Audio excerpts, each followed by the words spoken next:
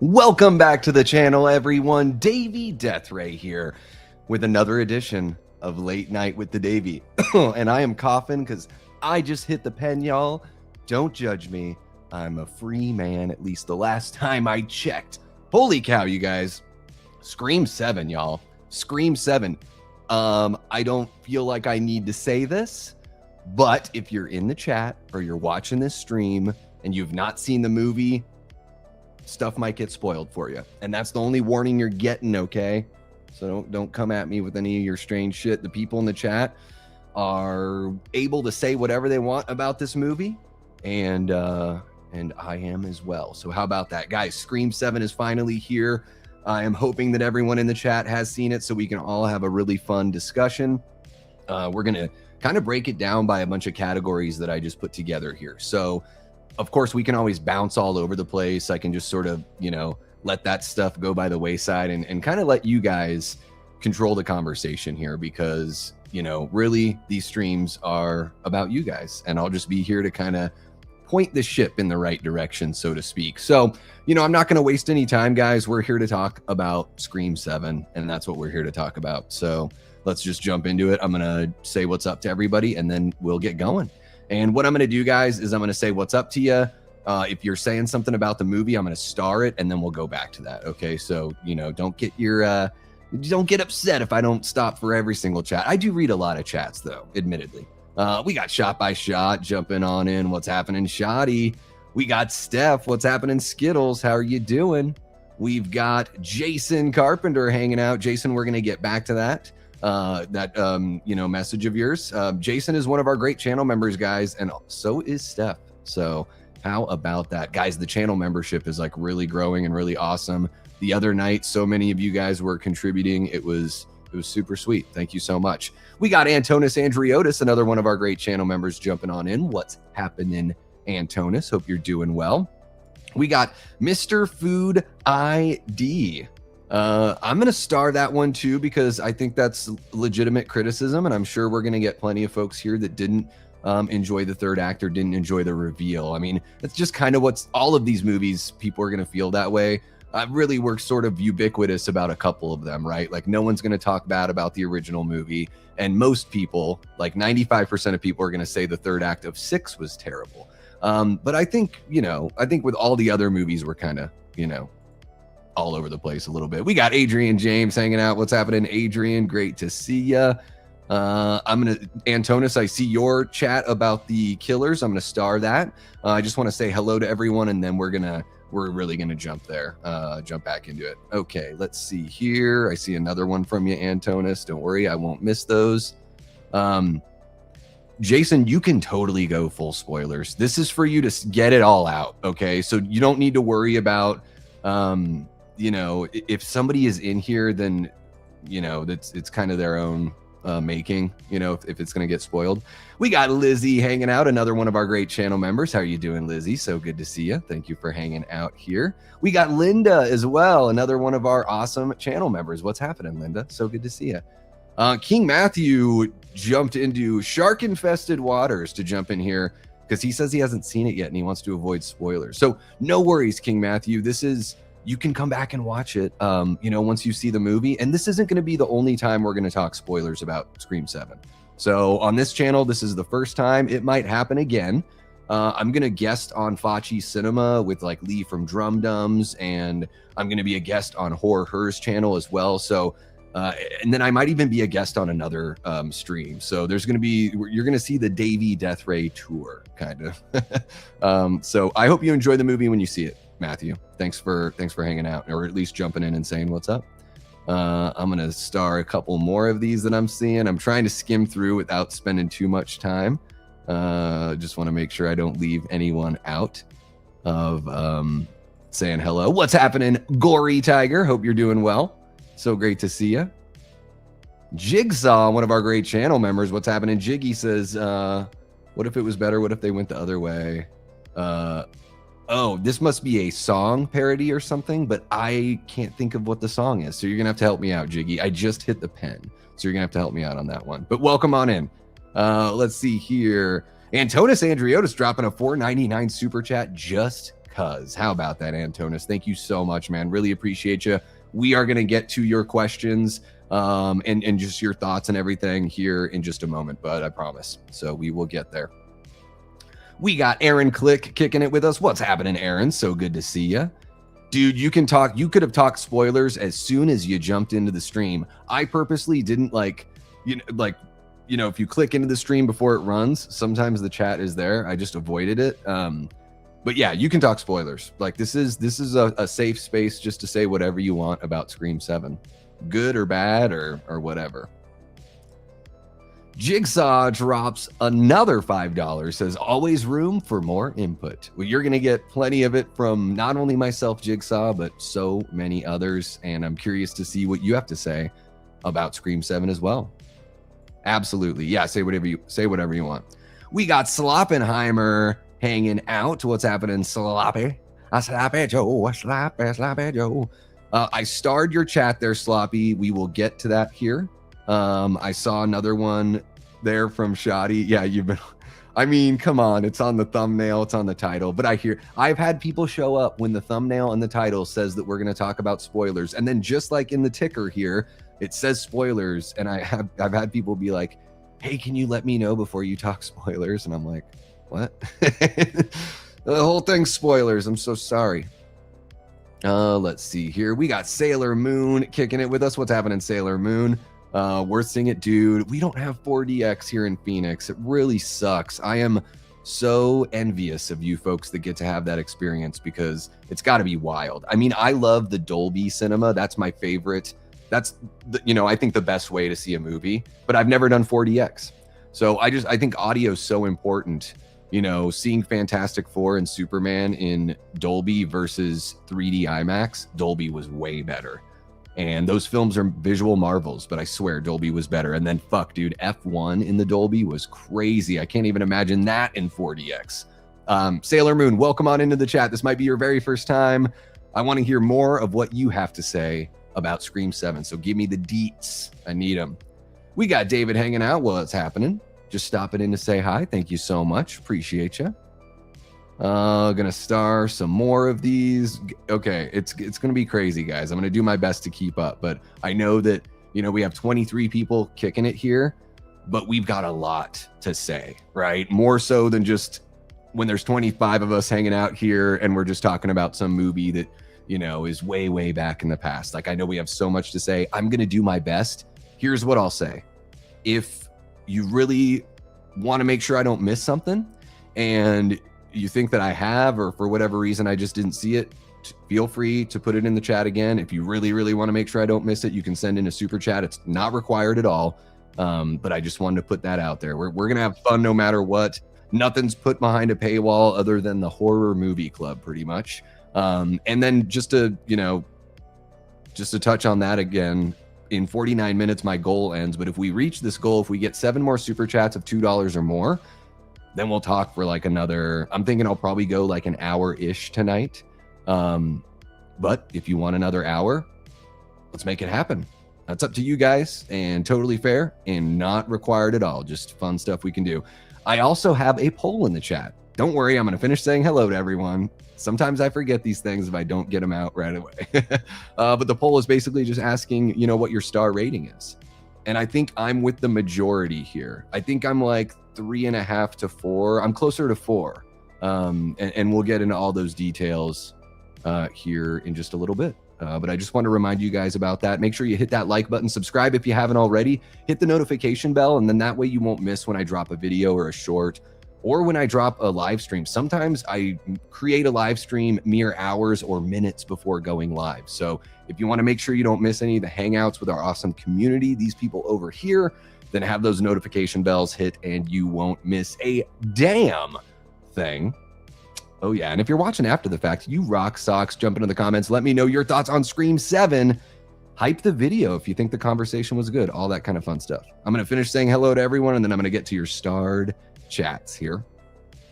Let's see. We got Jen hanging out with us, says, I just got home and am giddy.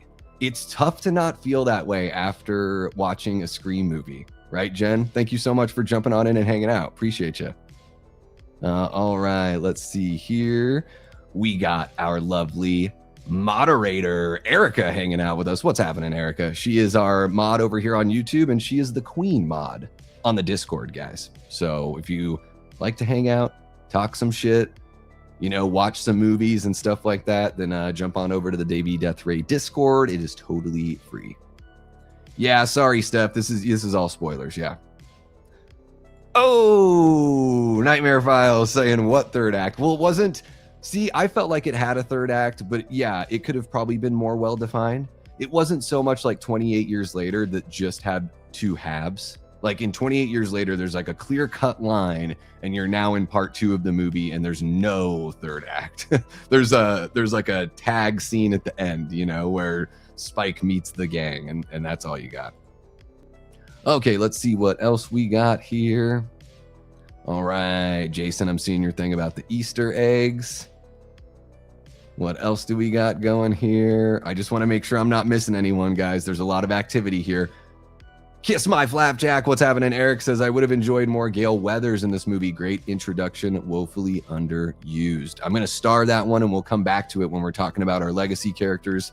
Eric, I hope you're doing well, man. I saw your post earlier today. I hope all is well. I hope you are relaxing. I hope that this stream can give you just a little bit of a break, a little bit of a reprieve, and just a, you know, sense of community, right? That's good. Good to have. We've got Ben Grimm, one of our great channel members, hanging out, says was not a fan. Ooh, Ben, I want to hear more. Guys, I love that the succinct opinions are great. I love them because there are so many people that want to get our thoughts in. And then as we go through the stream, I want to hear some details for sure. Very excited to hear. Because I'm one of those people, I see a movie and then I need like a day to think about it. Or maybe I need, like, I'm probably going to go watch it tomorrow or the next day. Like I might need to see it twice before I really, really know what's like how I feel, you know? Let's see what else we got going on here. Holy cow, Jen is dropping a $5 super chat. Says, I think Kevin was brilliant and the kills had Wes Craven's fingerprints all over them. I will say, most of the kills were a lot more creative than what we usually see in a Scream movie, and I quite enjoyed that. We will talk about the kills, Jen, and I think Kevin did a really good job here as well. And yeah, we'll get into all the nitty gritty. I'm very curious to hear what everyone's got to say. Let's see what else. We got Sean hanging out with us. What's happening, Sean? Says the meta opening was fun but underutilized. Oh, you would wish the opening had a bigger star. Okay, 2-hour movie, lack of character development. I think that's totally fair. We will jump in and talk a little bit more about that, Sean. Thank you so much for kicking in with us, man. I hope you're having a good time tonight. Holy cow, guys, we have 40 people hanging out. Guys, yes, we are all talking spoilers. If you've not seen the movie, enter at your own risk. 40X was on high tonight. Hell yeah. Well, welcome on in, Sailor Moon. I appreciate you guys giving us a shot. We like to have a lot of fun here. The people in the chat are amazing. This community, the horror community on YouTube, I'm sure you guys know, is absolutely incredible. And we have a nice little corner right here, little Davey Deathray corner. I can't take too much credit for it, but I love hanging out with these people. Okay, let's see who else we have in here. Erica brings up a good one. Just to warn everyone, and even just, I mean, it's sort of just like a reminder, right? We all have different opinions, and it's not okay to be mean to anybody else for having a different opinion. We're talking about movies, guys. So hopefully, I haven't seen anything. You've probably seen something that I haven't seen, Erica, because I'm trying to just, you know, skim through here. But yeah, guys, it's just, you know, when you're talking about art, that it doesn't have to, like, no one has to take an opinion personally, and no one has to attack anyone personally, because we have all sorts of different reasons, right? For liking the stuff we like. It's difficult to explain sometimes, but we can be sweet to each other about it and be understanding. And I think especially with movies, because it's not personal, the way that something like politics can be personal. I think with movies, it's really interesting to hear somebody else's perspective. You know, if they had a different thought on the movie with you or than you, because maybe they saw something, maybe they can shed light on something that would give you a greater appreciation, right? Or vice versa. So I think it's actually like really awesome to have these kinds of conversations. people have a tough time talking about difficult things in our world, in our global society today. And I think one of the ways we can kind of overcome that is to let's go back to the basics. Let's talk about stuff that isn't really that important and be really sweet and awesome to each other. I think we can do that. I believe we can do that. Anyways, I'll get off my soapbox. I'll finish saying what's up to everyone. Ernest, what's happening? In shocked at how much he enjoyed it. Oh, all right. We're gonna take a look at that. Okay, I see something about Ethan Embry. I'm gonna star that one. Thank you, Lizzie, for that. We got Riker Monson, one of our brand new channel members. What's happening, Riker? Just got back from the movie. Overall, I enjoyed it. I think it was a fun addition to the franchise. Hell yeah, man. I had a good time too. And guys, if I forgot, Lizzie is also one of our newest channel members. I just want to make sure I'm not forgetting anyone when I bring you up. I want to put a little bit of a spotlight on it there. Okay. I am starring some more stuff. Aaron, I see yours. Sloppy, I see yours as well. Ben, I see yours. I'm going to star that one. Nightmare Files, you are going to get attention. Guys, if you have not subscribed over to Nightmare Files, I'm shocked because his channel is very successful and rightly so. There's actually, something that's come up on the channel over the last few weeks as we talk about these Scream movies is, the Gainesville Ripper story has been brought up a couple times. And Nightmare did a video over there on his channel where he kind of goes through the whole story. And there was some insight in that video that he put together. I think it's 15 minutes, something like very reasonable, super informative. And there was some stuff in there that I did not know, from learning or, watching videos and reading about him like 10 years ago, so check it out. Show some support to our guy there. Let's see here. We got Christine hanging out. What's happening? Haven't watched anything since Scream 1. Where's my jacket? Okay, well, you will get spoiled for Scream 7 here, Christine. So I'm just warning you on that one. And I would wear my jacket, but I'm roasting right now. I am far too warm to be doing that. But you're right. I should have the jacket on. That's my bad. That's my bad. Matt Arby says female Ghostface is a very bad choice. I want to talk a little bit about that at some point. I think it would be cool to either see two chicks or two dudes if they're going to keep on rolling with the duos. I think it would be actually at this point, if both Ghostface killers were men, that would actually be different because they haven't done that since the first movie. So, it would be kind of cool to just not to push the girls out of that role. I mean, the girls are all that's left at the end of this movie pretty much, except for Chad. So yeah, I'd kind of like to see a little bit of a shakeup and not always have it be so like obviously like equal opportunity Ghostface. Like I want to see a little bit of that, a little bit different there. Oh, gotcha, Erica. Well, thank you for saying something and bringing it to my attention. I appreciate you. Thank you. And yeah, guys, let's just be cool. Let's just be cool. It can be tough because it can be tough because you want the people that you want them to like the things that you like, right? But even the best of friends don't love everything the same. And if they do, one of those people might be a narcissist that's just faking. So look out for those people. It's good to have differences. Nightfall 78 has been a member for a month. Thank you so much, Nightfall. Really appreciate you, man. Thank you for kicking it with us here. What did you think of Scream 7? I need to know. We got CM Harger says, I kept my kept my streak of seeing every Scream movie in the theater on opening weekend. That's amazing. Oh my gosh. Oh, that's beautiful. I was 14 when the first one came out. I totally missed it in the theater. Third on your franchise ranking, 147. All right. I'm a 1-4 guy. 1-4. That's how I start my ranking as well. All right. Can't wait to see it again. I love that. And thank you so much for hanging out with us, CM. Man, if this is your first time kicking it, I hope you come back. That's all I got to say. And let me know any other thoughts you got on the film, guys. Let's, oh my gosh, Jen has informed me and the chat, only 14 likes, but we have over 40 people watching. Guys, the free things that you can do for the channel are huge. Like just hitting the like button and sharing it or subscribing. Like those, and you could always leave. If you subscribe and then you're like, this guy's kind of bugging, you can leave. It's okay. It's okay. All right. I'm going to star a couple more chats, and then I think I've said hello to everybody. So we are going to just get into your guys's thoughts. I am like overwhelmed, but it's a good kind of overwhelmed. Lockdog says, I was so sure Stu would return in person, but maybe it would have ruined everything. Still enjoyed it a lot.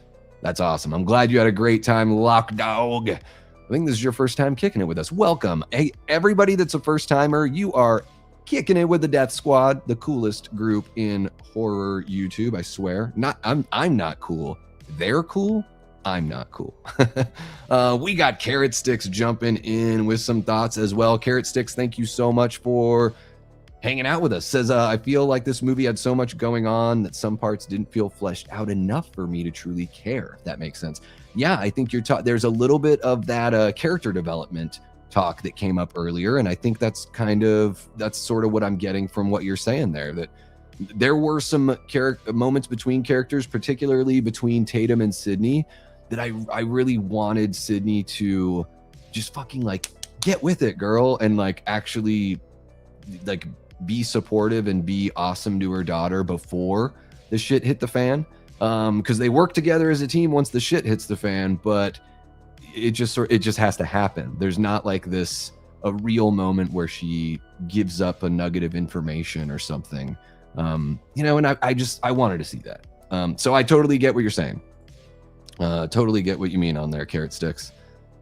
Yeah, I'm right there with you, Jason. Yeah. I mean, it's so much fun to have somebody unearth something within a piece of art, whether it's like an album, musical album, or a song, or something like a movie, to unearth something that you didn't notice before that you can appreciate and love in your own way. It's really powerful stuff. Okay, hell yeah, Lockdog. Well, subscribe and you're gonna get more content like this. We are gonna talk a little bit more about Scream 7, of course, but we do a lot of horror movie news. I guess that's just good for all you new folks. I talk a lot about the horror movie news, and we, do collaborations, we do watch parties, we do deep dive discussions, Q&As, just whatever, We like to talk horror here. Jen became an official channel member. Thank you so much, Jen. Really do appreciate you. You are too sweet. Jen is dropping super chats and getting herself a membership. I love it. Mr. Food ID, I've got yours starred as well. Riker, I see another one of yours also. Okay, I think I'm all caught up with everyone. Erica's blazed. I'm a little blazed too. What do you say we just throw a little bit of caution into the wind? We're going to have a lot of fun tonight, guys. We have about 50 people watching us right now. So thank you so very much. That is well over the average for this channel, and I would love to see it become the new average. So if you're having a good time, this is a great place to meet like-minded people and have, just in-depth conversations and be supportive and have a fuck of a time. So, here we go. I'm going to get a little more blaze there for Erica, just so I don't want Erica to feel alone. You know what I mean? All right. There we go. Okay, here we go, guys. That's right. I have a super jack goal started. Oh, boy. All right. I'm going to go through your guys' starred chats here. So what I'm going to do is I'm going to try to get through these as quick as I can. We'll see. I can be very loquacious. Jason says, solid entry, but I have complicated feelings about it. People sure won't be bitching about Scream 3 or Scream 6 being the worst now in the franchise. I still mostly enjoyed 7. So you think some people are going to say this is the worst in the franchise? Wow. I guess I liked it a lot more than those people, if that's true. Why is it so hard for them to give us a good third act? Yeah, I don't think not everything, like half of the reveal landed for me, but I did really like the action and the kills, and I thought the tension and suspense, like those things worked for me in this movie. There was a lot of chase scenes and a lot of close quarters encounters with Ghostface, and I dug that quite a bit. So, throughout the movie, but even in that last act. But I hear you. If the reveal doesn't land, it can be really tough. I did not guess the killers. Everybody was saying Anna Camp, and I'm like, well, that's probably most likely because she's been in a bunch of other stuff. They show her on the poster. They haven't shown her in the trailer. They haven't even named her character. So I was like, yeah, that tracks. You know, most people's suspicions that it would be Anna Camp tracked with me for sure. I never guessed her because I was like, well, everyone else is guessing her. I want to hope that it's not that, and then it ended up being that. And then with Ethan Embry, I had an inkling that he was involved somehow. So I was like, you know, because I knew there was some sort of connection to that hospital. You don't go to the hospital if there's not, you know, a greater meaning to the story. So even when the first Ghostface gets ran over by, you know, Gale, which is just a wild moment when that happens. And they go to the hospital after that because they find out it's the patient or whatever. Yeah, as soon as they show Ethan Embry, I'm like, okay, yeah, I'm really feeling like he's got something to do with it, because he could just be telling them whatever he wants because he's going against protocol anyways. He just like takes him back there when he knows he shouldn't. So yeah, I didn't guess him, but as the movie went on, you know, you can kind of put it together. I think they were. Yeah, I think these were some really brutal kills. There are some moments in this movie, Antonis. One moment in particular, like, that is like Terrifier level gore, you know? Everyone in my theater clapped when Gale showed up too. Oh, hell yeah.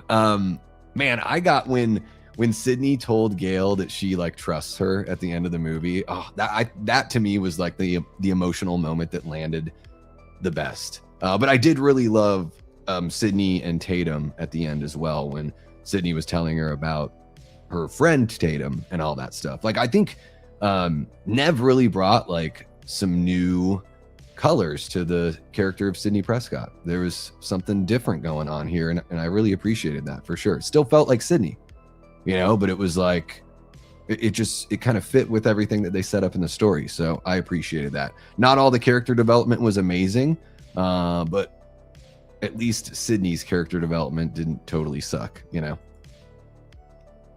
They never confirmed Stu's death, it seems. Yeah, well, I think what they probably want us to keep on talking about it. And then I think within the story, even though they didn't explicitly say it, I guess you just get the idea that somebody took the records and those ghost faces have the records. I don't know. Yeah. It was so predictable. Yeah, everyone has been calling it for months, right? As soon as she got added to the cast, as soon as her name came up, they're like, oh, yeah. Everyone kind of sniffed her out for a killer. Yeah. The bar kill was super cool. Yes, Sloppenheimer. I think that's a little bit of a, you know, kind of I get Dawn of the Dead 2004. Don't they have a similar kill where the broken pool cue or something goes through the guy's head? It's pretty awesome. A little bit of a Terrifier vibe there too. Sydney not only has to hide from her own family, now has to hide from her neighbors. Yep. Oh yeah. She can't. I mean, she had the right idea in Scream 3. Just live in the mountains by yourself with a dog. It's the way to go. I also liked them having a random killer showing up. Yep. I thought that was cool. You know, we didn't get the cliffhanger that I had wanted. Really, the story is like buttoned up rather nicely. We definitely don't need another movie after this movie. This movie could be the definitive end. Of course, that's not going to be what happens because these are horror movies, and you know, we build franchises in horror, and this movie is going to make a lot of money. I think a lot of us are going to go back a second time. I'm already seeing that in the chat. So yeah, I like that aspect, Shoddy. So even though we didn't get the cliffhanger, you know, a third of the way through the movie, we did get I thought in Scream 6 it would have been cooler to hang out with Jason and his buddy that were the killers. It would have been cool to be with them for a little bit longer and then have the turn. And they did it. I think they landed it at a better part rhythmatically and timing wise in Scream 7. Jen dropping a $5 super chat says, I think Kevin was, I already grabbed that one. Jen, I thought it was a brand new one, Jen. Oh my gosh. I swear I'm not totally off my game. Really love the Easter eggs to the OG from 96, Halloween, Nightmare on Elm Street, and Friday the 13th. Yes, they had those all over the place. And did you guys catch the joke?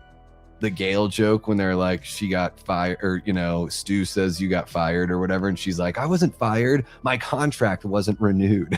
I'm like, oh, damn, with the Melissa Barrera joke. Done very, very well. Done very well.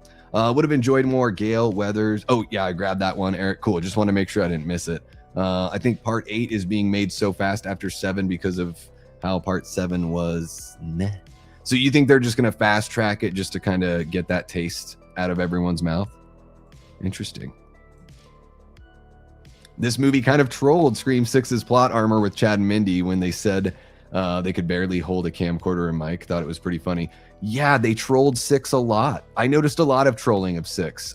You know, when Sydney was like, I should have been there in New York, and Gail was like, that was pretty brutal. Like, it's almost like when they talk about New York, they're talking about Scream 6, which I appreciate, because all the Scream movies, they do comment on the, you know, there is that meta, you know, and Kevin said the meta thing wasn't really going to be here, but it really is, especially when they're making fun of Scream 6, because especially the radio silent Scream movies, they take a shit on Scream 4, and that kind of pisses me off. Like, Scream 5 takes a shit on Scream 4, and it felt I took it personally. I just said we shouldn't take these things personally, but I was like, you need to show some fucking respect, you know? Kevin Williamson wrote Scream 4, Wes Craven directed it, and I think it's just a good movie anyways. I'm not saying that you just have to be nice about it just to respect them. But anyways, moving on. We've got Lizzie says she loved Ethan Embry. He did a really good job. I thought his, like, it all made sense. Like, you know, I didn't need to see much more of him for him to be believable as a Ghostface. And I liked that he didn't get cartoony. He behaved the same way after the reveal that he did before. And, like, we need a little bit more of that from time to time, you know, when we watch these movies. Did have an issue with Jessica pulling a Mickey and being absent a lot, but props to them for throwing us off with her son's death. I was like, oh, so it's no way it's her, you know, in the middle of the movie when her kid gets killed. I can't, Lucas, something like that. Yeah, that's pretty hardcore. She really is a bit psycho, that Jessica. And Anna Camp felt really stiff in this movie the first couple times she shows up, and I think she had some moments during the reveal that worked for me. There were some like high energy moments where I was like, okay, she's like in the role. I feel like she is the character. And then other deliveries that weren't so hot to me. So just to be fair, that, you know, would be on Kevin to get, you know, performances that were better, but maybe he liked it. So, you know, it's just a difference in taste, I guess. But yeah, speaking of Mickey, how cool was it to see Laurie Metcalf in there? How awesome was it to see fucking Mrs. Loomis back? It was, I verbally, like, I made a sound. I was like, oh yeah. I loved it. Let's see here. Aaron says, I thought it was pretty good. There were definitely small issues, but every entry has had them. Yeah. Liked the opening, but Jimmy Tatro seems more of a person that'd be in Scary Movie parody of the opening than a real Scream opening, just going off his comedy. Well, and they play a lot. Like, I thought they played the comedy really well, at least in the screening that I was in, Ben. Everyone was like laughing at the right times. Like, I was chuckling throughout it. So, you know, maybe they went for him specifically for that, because they, you know, they wanted to have it be so lighthearted before the impending doom. And especially because every audience member knows what's going to happen to them based on what we've seen in the trailer. So it's like you can afford to be a little goofier as well. Yeah. But I hear you, man. It's like sometimes that stuff, like the, you know, whether or not like comedy is well measured to your specific taste can definitely be a thing, especially in horror. You know, sometimes it can be too much, sometimes it's not enough. It's a delicate balance. The movie moved a little too fast for its own good, says Nightmare. The cringe factor was on an all-time high. I wanted it to be better than what it was. I tried. It does cook, doesn't it? Yeah. What did you like? What specifically about it was cringy for you, Nightmare? I'm just curious. I want to feel what you feel, you know? All right, let's see what we got. Jason Carpenter says, oh, Davey is right, though. I need to sleep on this one. Yeah, I think for me, I'm really bad at, like, I'm still, like, soaking it all in and thinking about it, you know? It's kind of wild. Look at that. Jason's been a channel member for 3 months. How about it? Thank you so much for supporting the channel, Jason. Remember when the son got killed in the bar? That was straight up something that Danny Rolling would do, a.k.a. the guy that Scream is based on. Yeah, the like setting up the, you know, putting the bodies on display in some sort of way. Like, it wasn't enough that the guy was just going to die on the floor there. He had to do something with them. So I'm guessing that's Ethan Embry that's doing some more, more of those creative kills. I would doubt the mom is taking out the son. She just knew that he was a sacrifice they had to make. Jill did that with her mom in Scream 4. Yeah. One of the tavern deaths reminded me of a nice homage to My Bloody Valentine. Are you talking about the son, Lucas's kill? Is that what you're talking about? Yeah, like on the shower head in My Bloody Valentine. Totally. I hadn't caught that. Thank you so much, Sean. This is why it's awesome hanging out with you guys, to get the insights that you guys see, or those little moments that remind you of another movie you love. Yeah. Bar tap kill was super creative there. And I want to give the movie credit for that, I think it's a very proper criticism of the Scream movies that the stabby thing is sort of, can get a little boring. Now, it's not like throughout these movies, every kill is boring or is like that. There's the amazing, the cop car scene in Scream 2 that's just like super tense and super awesome, where Ghostface is a little more creative there. But I felt like this one was probably, like, it's right up there with creative kills within the franchise. Probably the most creative, but Scream 4 has some really good ones too. Like, Scream 4 might get the edge for me. The movie wasn't bad, and it wasn't good. To me, the Scream franchise does not have a bad movie, with a few that are good. Yeah.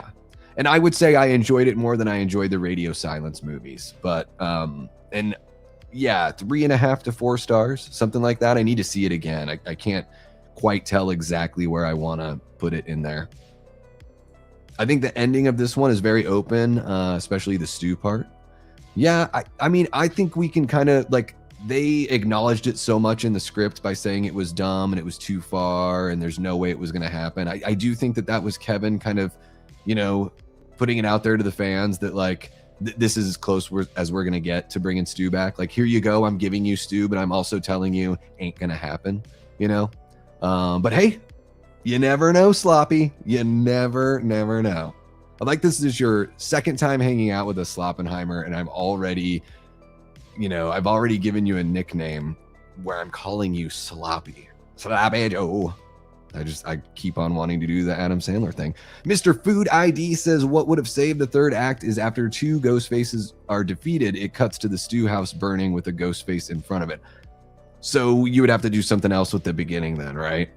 Because, yeah, it's that Stewmacher fire, I think it's a good opening. And then last night, somebody had said something sloppy. It might have been you.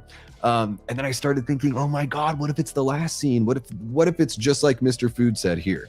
Like, you think the movie's all over, everything's wrapped up, Mark goes to the hospital, happy ending, the girls walk away, it's great. And then we cut to the car rolling up to the Stewmacher house, and we get that opening scene, but instead when Ghostface walks towards the camera, instead of it being the credits or the title, it is the end credits. I think that would be pretty awesome. And man, I loved how they did a few weeks ago, they showed that little like gif of the old Scream logo turning into the new Scream logo, or they put it in a trailer. I thought that was awesome that's how they did it in the actual film too, that we got that original Scream title with the phone ringing and then it turned to the modern Scream 7. I thought that was very nice touch. Kevin, good job. Riker says, I think the AI aspect is where it fell short for me. I think if it was only Stu that they focused on and not the other killers at the end, it would have been perfect.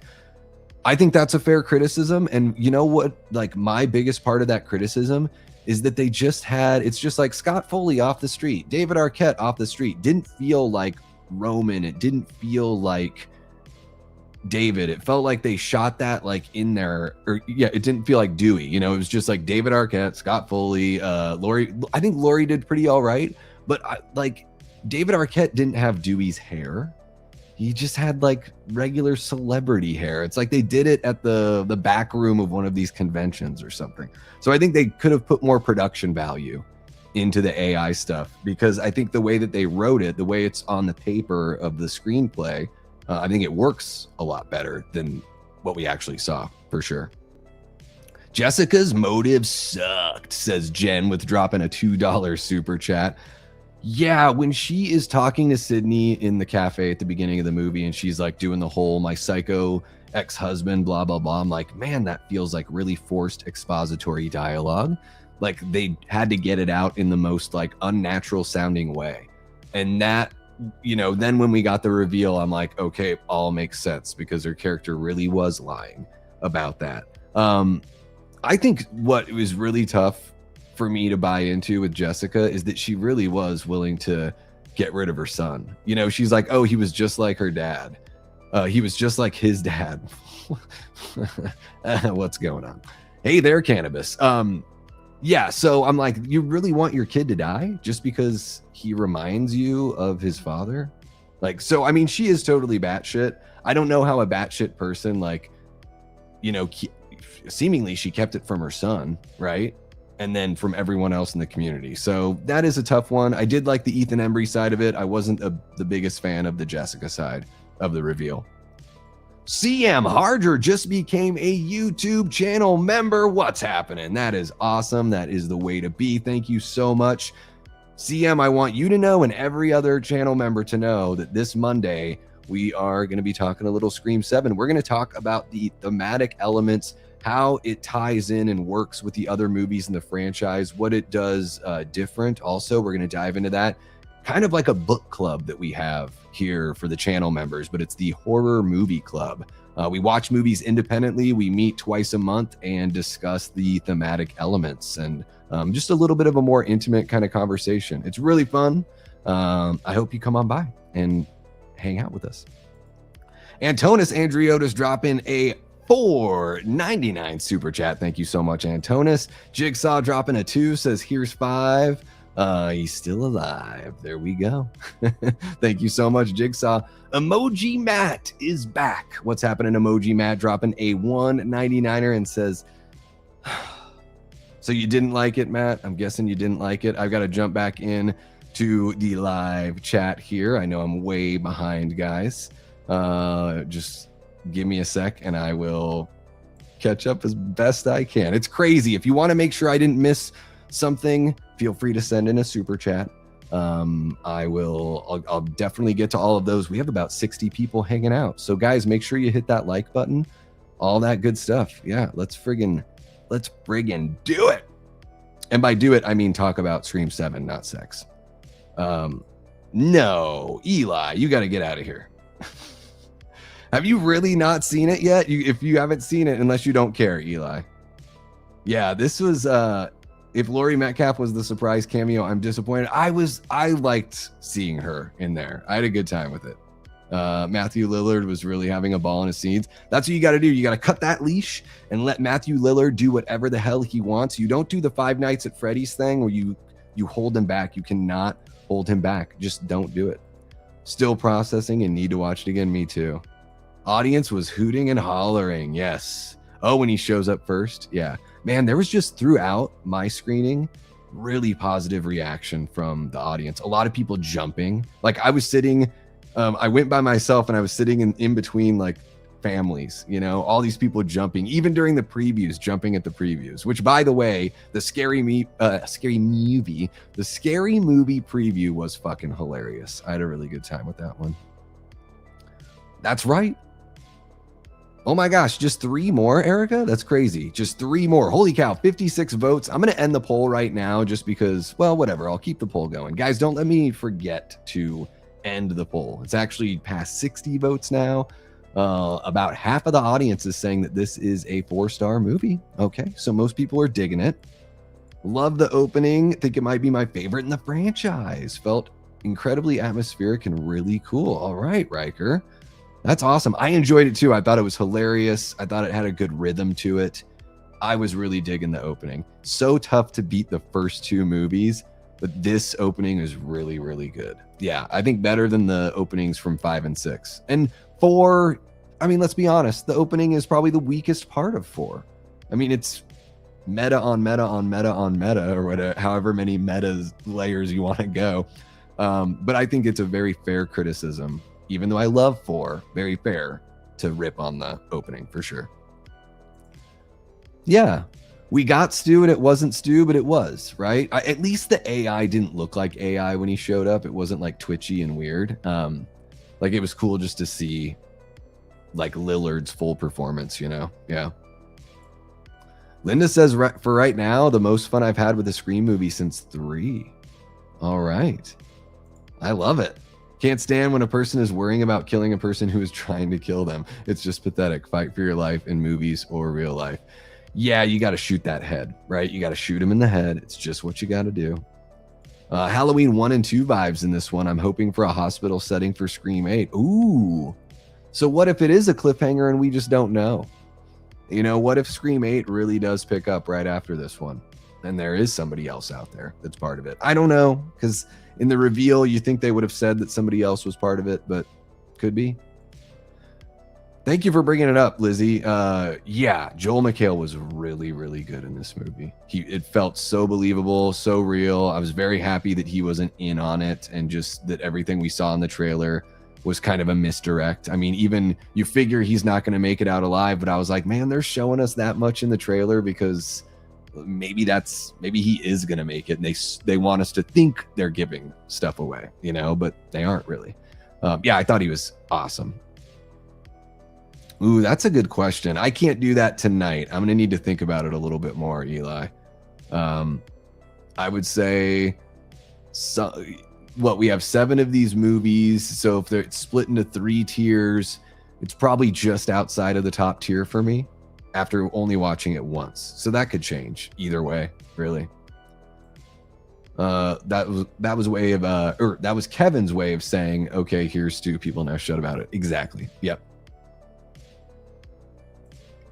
Quite possibly could be the best sequel opening. It was really good. I love the opening of 2 so much. I'm such a big fan of that opening. It's just so epic, you know, there's something really big about it. I think 7 is probably better than 3, 5, and 6, but yeah, another viewing or 2. Yeah, I think I think I'm right about there with you. That makes sense to me, Aaron, because I think I would still say I prefer 4, 2 in the original over 7. But I did have a really good time. I've only seen it once, you know. Brett Patrick, what's happening, Bretty? How are you doing, bud? Says, hey, Davey, this has to be the goriest one with some nasty kills. Yeah, blood and guts spilling all over the damn place. Yeah, it was pretty, like, McKenna Grace's kill, like dropping the guts on the floor. You know, Jessica literally getting her face like shot off and she like doesn't have a face anymore. Yeah, very visceral. I thought all the action was shot really well too. So shout out to Kevin and the team that he, you know, put behind the camera and everything. Cause I really felt the physicality, especially before the first Ghostface gets ran over by Gale. Which is just so funny.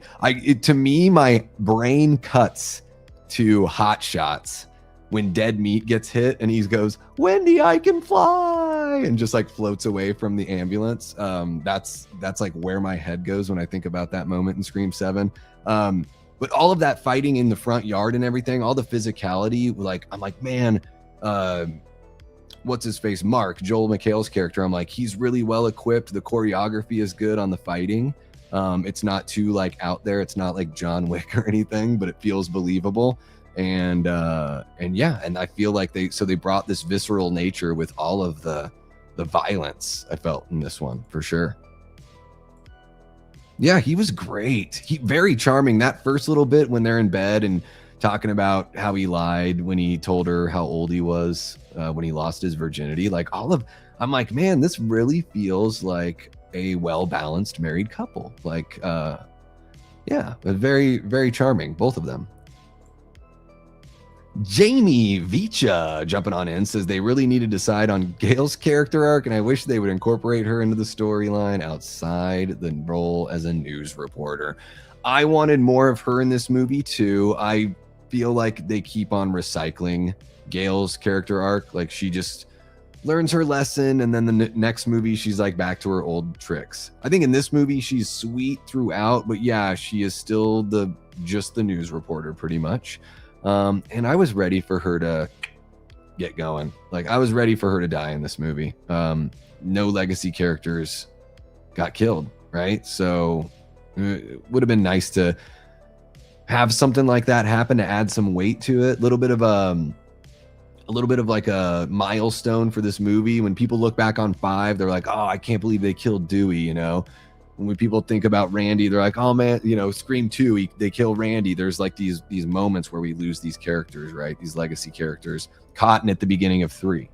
And then, you know, I was like, I'm ready for Gale to go. I was ready for Gale to go in 6. But then especially with her and Nev getting to share the screen again, I was extra ready for her to go, for sure. Oh, show. That was... So, yeah, Josh, I guess that's a good question. I'm guessing that was the Ghostface killer that got ran over by Gale, because the other 2 were like keeping up appearances. Like Jessica is raising her kid, and then Duder works at the hospital. So Duder probably helped what's his face break out, whatever that guy's name is, Carl Gibbs or whatever the hell his name is, something like that. Probably broke him out and told him to go do that, right, to set everything up. And then Jessica and the Ethan Embry character, whose name I can't remember, would, you know, all converge with him and they do it all together. Okay, let me see if I can catch up with you guys. Yeah, Joel McHale was really good here, man. So happy that he made it through. Like now he can be the new Dewey, right? He is a cop. He is the chief. Real Raps jumping on in says something nobody seemed to catch is the code of the Airbnb at the beginning was Tatum's birthday. Same code for the safe in Sydney's office where the gun was. I think her husband is in on it. No, what? I don't think so. It was 0808 was the code on the safe, right? So August 8th or right? It was 0808.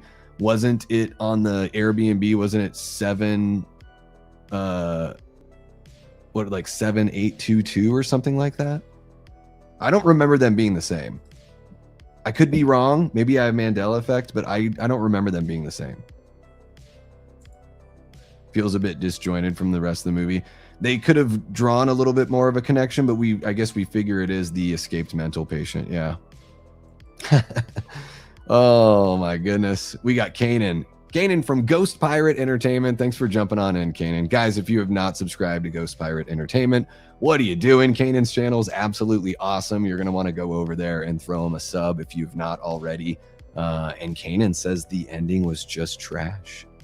Just trash. It's like I'm in that fog of just having walked out, just over 2 hours ago, right? So I'm like trying to really think about it in those terms. Is it really trash? I thought Jessica was pretty cringy, I guess I would say.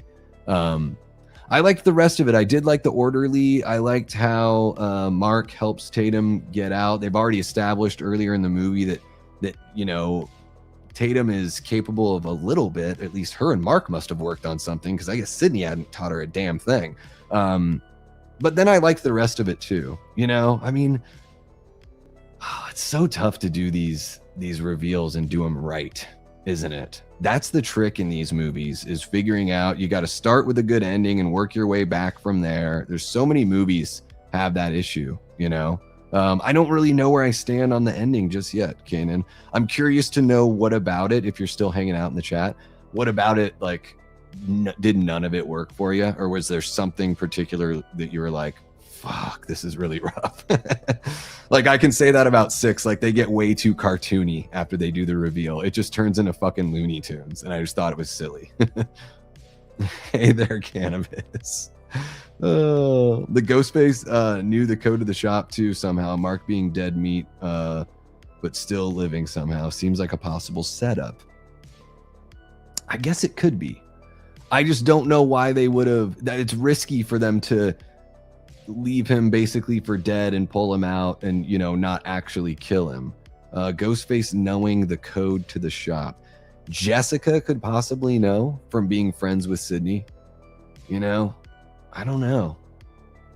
That is very curious. Oh, but it was Ethan Embry's character that had the code. Yeah, I don't know. Something is not right there for sure. Really hoping Gale would have gotten an AI call from Dewey. And I thought that's one thing that I was wrong about, guys, is I thought there was going to be like citywide taunting kind of like on the airwaves, but it was really just that interview with Gale and Sydney. But I was right about quite a bit that I noticed from the trailer. Like, I mean, a lot of people were saying that the Mocker thing was the opening. So, I'm not going to say that I was the only one saying that, but I did say that this Ghostface behind the girlfriend, when she's looking at the animatronic, I was like, oh, that's going to be the boyfriend behind her faking her out. And then it's going to be a real Ghostface that she was just looking at. And that is exactly what happened there. So I'm going to take a little credit for that. And I knew that Ethan Embry's character was involved somehow. And when you say involved somehow, I guess you're saying they're going to be a Ghostface. I just don't know if they're going to be the the big dog. And he wasn't the big dog. Jessica was clearly the big dog here. Would have been cool to have Jessica's son survive and be the one to off her. Yeah, and it would have like made it. I would have been more suspicious that it was him, because when he comes back from the kitchen and it's like he's been stabbed, I'm like, that looks like it could be a fake stab. I don't see any blood around the mouth and he's been stabbed in the stomach. And I was like, this could all be a setup and he could be in on it. It could be the Billy Loomis stab, you know what I mean? But no, they fucking killed that dude.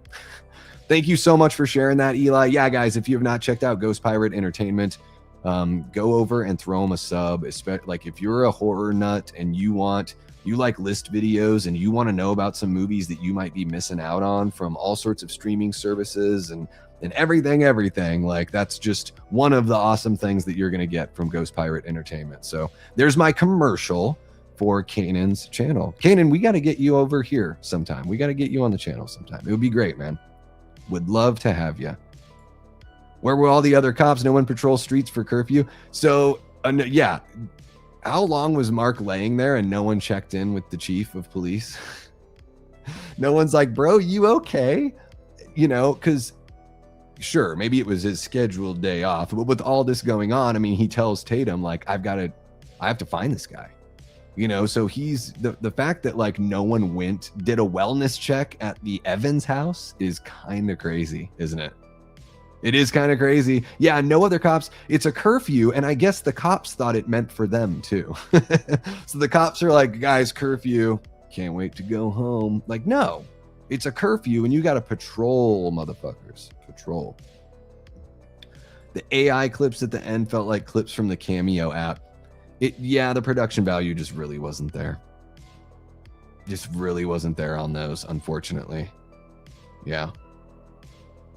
How did the institution nurse finish his shift and get back to town way before Gale and Sydney?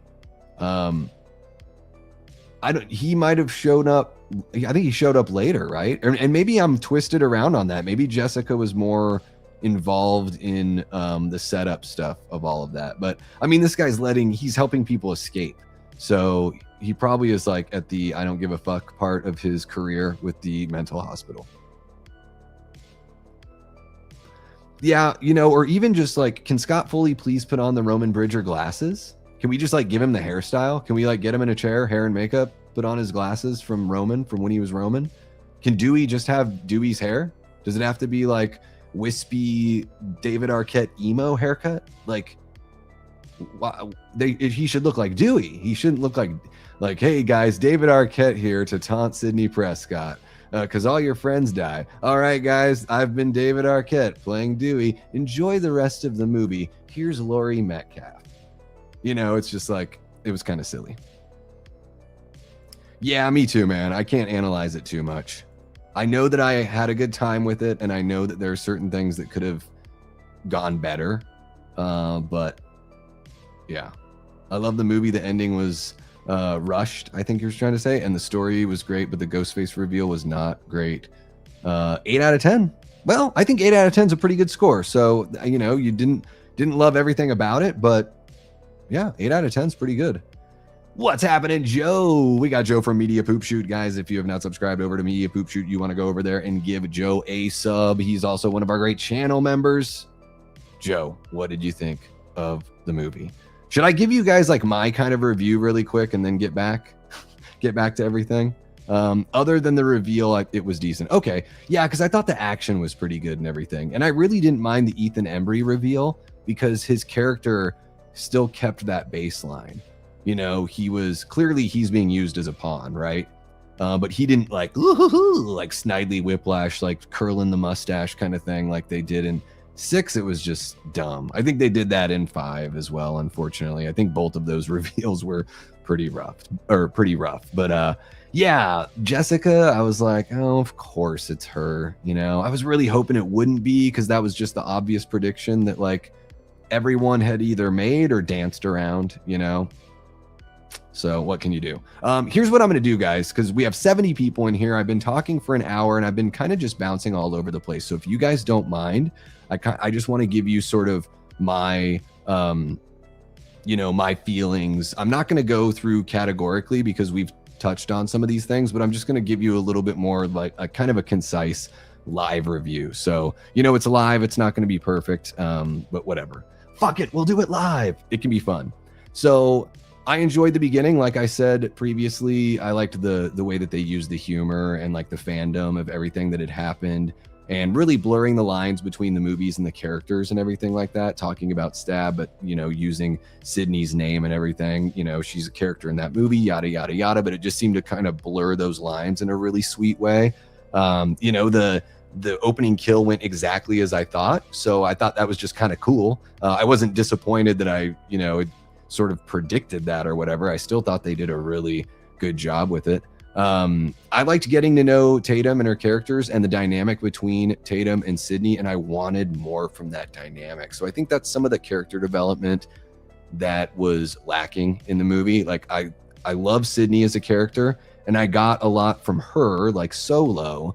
But at some point I wanted her to try to bridge the gap between her and her daughter, and to give her daughter something. I kept on thinking like all Tatum wants is just a little something from you, you know, and I wanted to see that moment before the shit hit the fan, so they would have kind of created a tighter bond, and it would have organically explained why they were such a good duo in the end, and why Tatum was able to do what she did, because she never really had that glow up. I didn't expect like a montage training thing or like a Luke and Yoda kind of training thing, but, you know, just like mom giving you a vote of confidence and sharing something very private, and then Tatum feeling like, you know, that she can come out of her own shell and, you know, and do something big, right? That her mom believes in her, all that kind of stuff, because we were definitely getting vibes that she felt like her mom didn't believe in her, right? So I did want a little bit more of that. I could have taken a little bit more of, I mean, maybe a lot more of the relationships with the younger friend group. They were pretty light, because it was mostly about Sid and the family. So it was mostly the Tatum kind of show here. I would have liked a little more time with them to get to know them a little bit better. McKenna Grace especially, I would have liked more time with her character. I just think she's a really charming actress, and I know somebody's got to go and everything like that, but I think they could have waited a touch longer or something like that with that kill. And I thought that kill was a little goofy looking, the way it was shot, when the camera was pulled way back and you just see the spotlight and Ghostface like looking back and forth. I thought it was a little clumsy looking, like the you know, not as pro as or not as creatively shot as it could have been, I guess. But ultimately the kill's awesome, because when he guts her and you get the shot of the guts splatting down, like half of that scene worked for me, and the other half I was like, oh, this is kind of goofy. Gosh, what else here? I'm just kind of looking through my list to make sure. I thought all the new performers were really good. Like the young performers did a really good job here. I haven't seen most of these actors and actresses in anything. So like the two, Aza Germain and then the other guy, like I've never seen them in anything. And I thought they were really great here. Anna Camp, little stiff. Joel, awesome. You know, Nev, great. I thought Gail was pretty good. Mark Consuelos, I was so happy that he wasn't one of the ghost faces. I thought that would have been like, talk about cringe factor. And for the little bit that we got of him, I really dug it. I like how they incorporated that, you know, Gail's got the whole like new rival in this guy. And then at the same time, Mindy is, you know, wanting to take over essentially. And speaking of Mindy, I really liked her and Chad in the movie. I wanted them to have more to do with the third act and everything like that. I thought it was unfortunate that Gail, Mindy, and Chad were all absent from the reveal and that battle. I really wanted them to show up and contribute in some way. I think that's okay. You can still have Sydney being the badass final girl, and you can still have Tatum doing her thing. But we can bring in those other characters to play a part. They play a part in the whole rest of the movie. I just, I want to see something a bit more grand. But I felt like Mindy was a way less insufferable this time around. I found her to be more charming than she was in 6. And Mason Gooding, I just think he's fantastic. So always going to dig him. The kills, like I said before, I think the kills, most of them were really creative and really fun. They went for it on a couple of these, and man, the beer tap kill was pretty hardcore. The guts spilling out all over the place. I'm trying to the glass in the neck was pretty brutal. Jessica's face getting blown off. Like, yeah, they did some really good kills here. Music wise, I thought the music was fine. Sound design was really good. I felt like it really, increased the tension and everything, really helped with the jump scares in the movie. But yeah, I had a fun time with this one. Not perfect, somewhere in the middle of my ranking, just first blush. But I was engaged the entire time. This is a movie that's almost 2 hours long. I'm kind of a runtime bitch. I can complain about that quite a bit, but I liked the pace of this movie. And yeah, Scream is the horror franchise. When I was coming of age, I was 14 when the first one came out. So I probably look at it through rose-colored glasses. And I was just soaking it all in and enjoying every bit of it. And I can't wait to watch it more.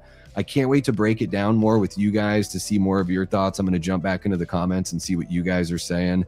And I can't wait to see, I think what's really cool with film is as the years go on, the way that we look back and the way that we analyze things as part of the bigger picture, the way we look back on things and remember them, and the way that art can, the more that you experience a piece of art, maybe your thoughts on it and your feelings on it can change. I'm a huge music head, and I know that is very much the case with me in music. So I see that spilling over into my appreciation for film as well. So Scream 7 is not perfect. I would say, yeah, out of 5 stars, I would say somewhere between a 3.5 and 4 for me.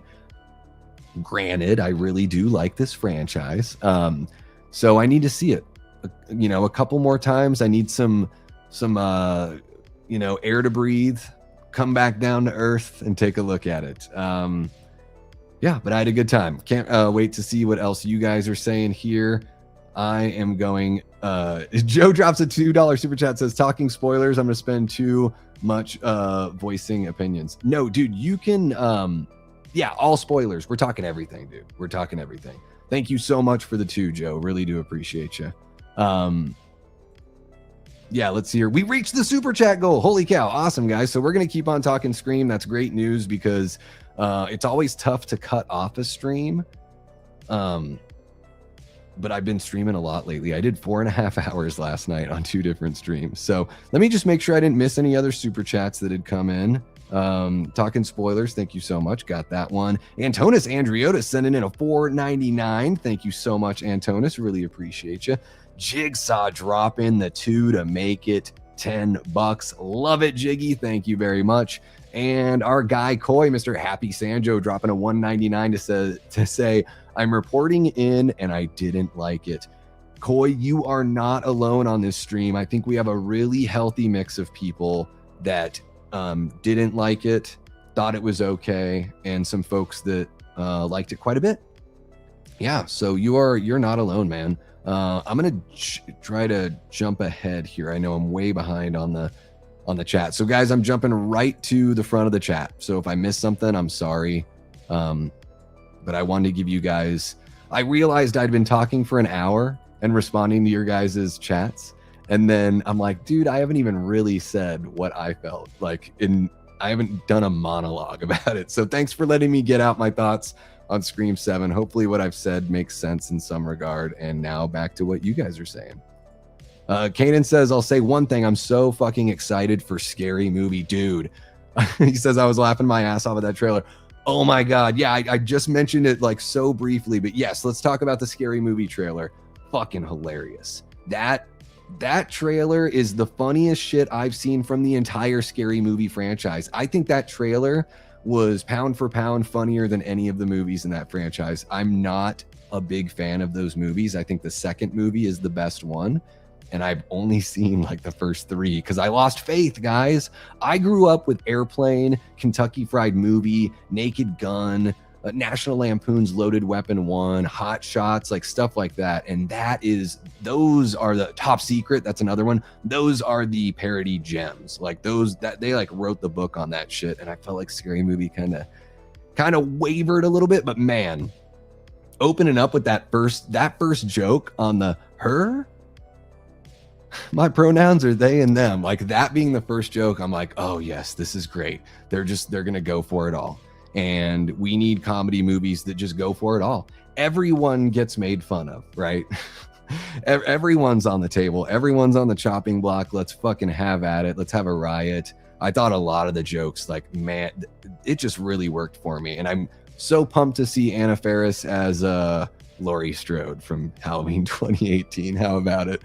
Oh, fun times, fun times. Let's see here. What else do we got? I'm already behind, and all I did was stop for 1 second. If you guys have a channel that you want me to check out, please feel free to send me a message. I'm not going to remember from the stream, but my social media links are in the description below, so you can shoot me a message or something like that. Yeah, it does. Yeah. People getting stabbed and shot and just getting up and walking away like it's no biggie. Yeah, no, it is. Yeah. And they made jokes about it with Mindy and Chad, and I'm glad they didn't get too aggressive. Like Chad got stabbed right here. That's the least deadly spot he's ever been stabbed. Like that is very, you can live through that. You will probably be okay, But Mindy again getting cut in the stomach. I guess it was just a surface cut. Whatever. I'm glad they just left it at that. Yeah, I just don't think he's alive. But what can you do? What can you do? I don't think it was. I didn't get sad seeing Dewey because I was like, oh, it's David Arquette. Didn't really look like Dewey or Stewie. Why do I say Stewie? I think I like that name better. There we go. Yeah, we were laughing pretty hard too. The Passenger trailer had everyone jumping. It was amazing. Oh, yeah, and how about Ben, reciting those lines from Scream/Stab. So funny. Yeah, I was like, I really wanted them to just make them look a little more like the characters. But Laurie Metcalf, that put a big smile on my face for sure. Yeah. Question, is Chad overstabbed in Scream 7 and 6 and 7? Well, yeah, I would say in 5 and 6, way too many stabs in way too many vital areas. And then in this movie, only stabbed once in a non-vital area. So yeah. I guess they technically left it open for that, Lizzie. So fair enough. Yeah. Yeah, and it was very like, where did Ghostface step off to? Because Ghostface was right behind Chicky. She grabs the knife and just turns around and plants it. Like, was there a trap door? Is Ghostface now a magician? Is that what I'm, meant to believe here? Well, that was a very interesting sleight of hand. It's like the Indiana Jones swapping the bag of sand for the idol, except for it was Ghostface and Chad, right? I don't know what it's, what it is, Erica? It's that damn devil's lettuce. It is. Exactly. The devil's lettuce, right? All right, okay, cool. I'm all caught up. Where does this rank on part 7's? H2O, New Blood, and New Nightmare? Well, I think New Nightmare is probably the best movie out of the 4 that we're talking about here. Yeah. I don't know. New Nightmare and Scream 7 are close, but I really do like New Nightmare quite a bit. Which kill is similar to the Terrifier kill in Scream 7? Well, I just think the effects of when Jessica gets her face shot off and there's no face, it's like the face just slides off or whatever.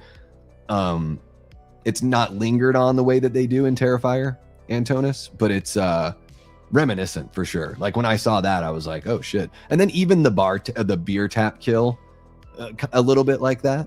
It would have been bloodier in Terrifier, but the face falling off, I was like, damn, that's pretty damn close. Yep, me too, Jamie. Total surprise. And Mrs. Loomis is one of my favorite ghost faces. Like, she doesn't blink. She says the funniest shit to everybody. Mickey and Nancy Loomis have the best dialogue at the end of Scream 2. I've said it before. I'm just going to keep on saying it. The fucking one-liners at the end of Scream 2. They took the dial, the campy dial, and just put it right where it says sweet spot, and just clicked it right into that sweet spot in Scream 2. Yeah, they definitely don't draw them out as much as Terrifier, but you reach that Terrifier level of gore for that little bit. But yeah, they're not sitting there like taking selfies with it or like laughing at it or literally putting salt on wounds or anything like that. Thank God. Terrifier can do it. No one else has to do it. I think one Terrifier in the world is plenty. I'm not just saying one movie, I just one franchise. We don't need anybody else to try to copy that shit. I'm glad that neither Leslie Mocker nor Christina Carpenter made an appearance. If Jessica revealed she was Stu's sister, it would have ruined the movie for me. Yeah, CM, I am with you on that. I did not want it to be Leslie Mocker. And I guess they never named her on IMDb because they wanted us to keep on having that conversation with one another, which I think is kind of genius. And, you know, one of the reasons why I was hoping for a cliffhanger to the end of this film is because I was like, man, all of us content creators are going to do all the marketing for Scream 8. You know, if there's a cliffhanger, we're going to be asking those questions and theorizing and all that kind of stuff. But it doesn't look like we're going to get that. Although I guess Scream 8, there could be some sort of, you know, there could be a revelation in Scream 8 that whatever killer or whatever's going on there is, you know, somehow connected to what we've seen in Scream 7 for sure. But yeah, I'm happy they didn't muck up the waters like that. We can still get Christina and the Carpenter sisters back at some point. And I don't need to see Leslie Mocker. Like I'm done with the Mockers. Stu is in one movie, guys.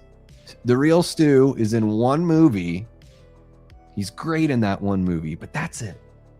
He's not the cornerstone of the franchise that people somehow kind of prop this character up to be. Like, I love the character. I think it's very well drawn, and Matthew Lillard is supremely entertaining in portraying the character. But it's just this little part of the franchise, you know, bigger picture kind of thing.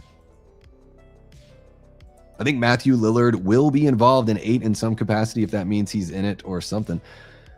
Well, thank you for that, Joshua. Really appreciate you hanging out with us. I think this is your first time, so welcome on in. I wouldn't be surprised if he's involved in some capacity because they've got him in this one. But I hope that is just kind of put to bed with Stu. I'm ready to move on from Stu, but if he wants to be involved as like a producer and, you know, just be part of the family, you know, the production family, then I'm cool with that for sure. Yeah, the beer kill's pretty dope. I like the beer kill.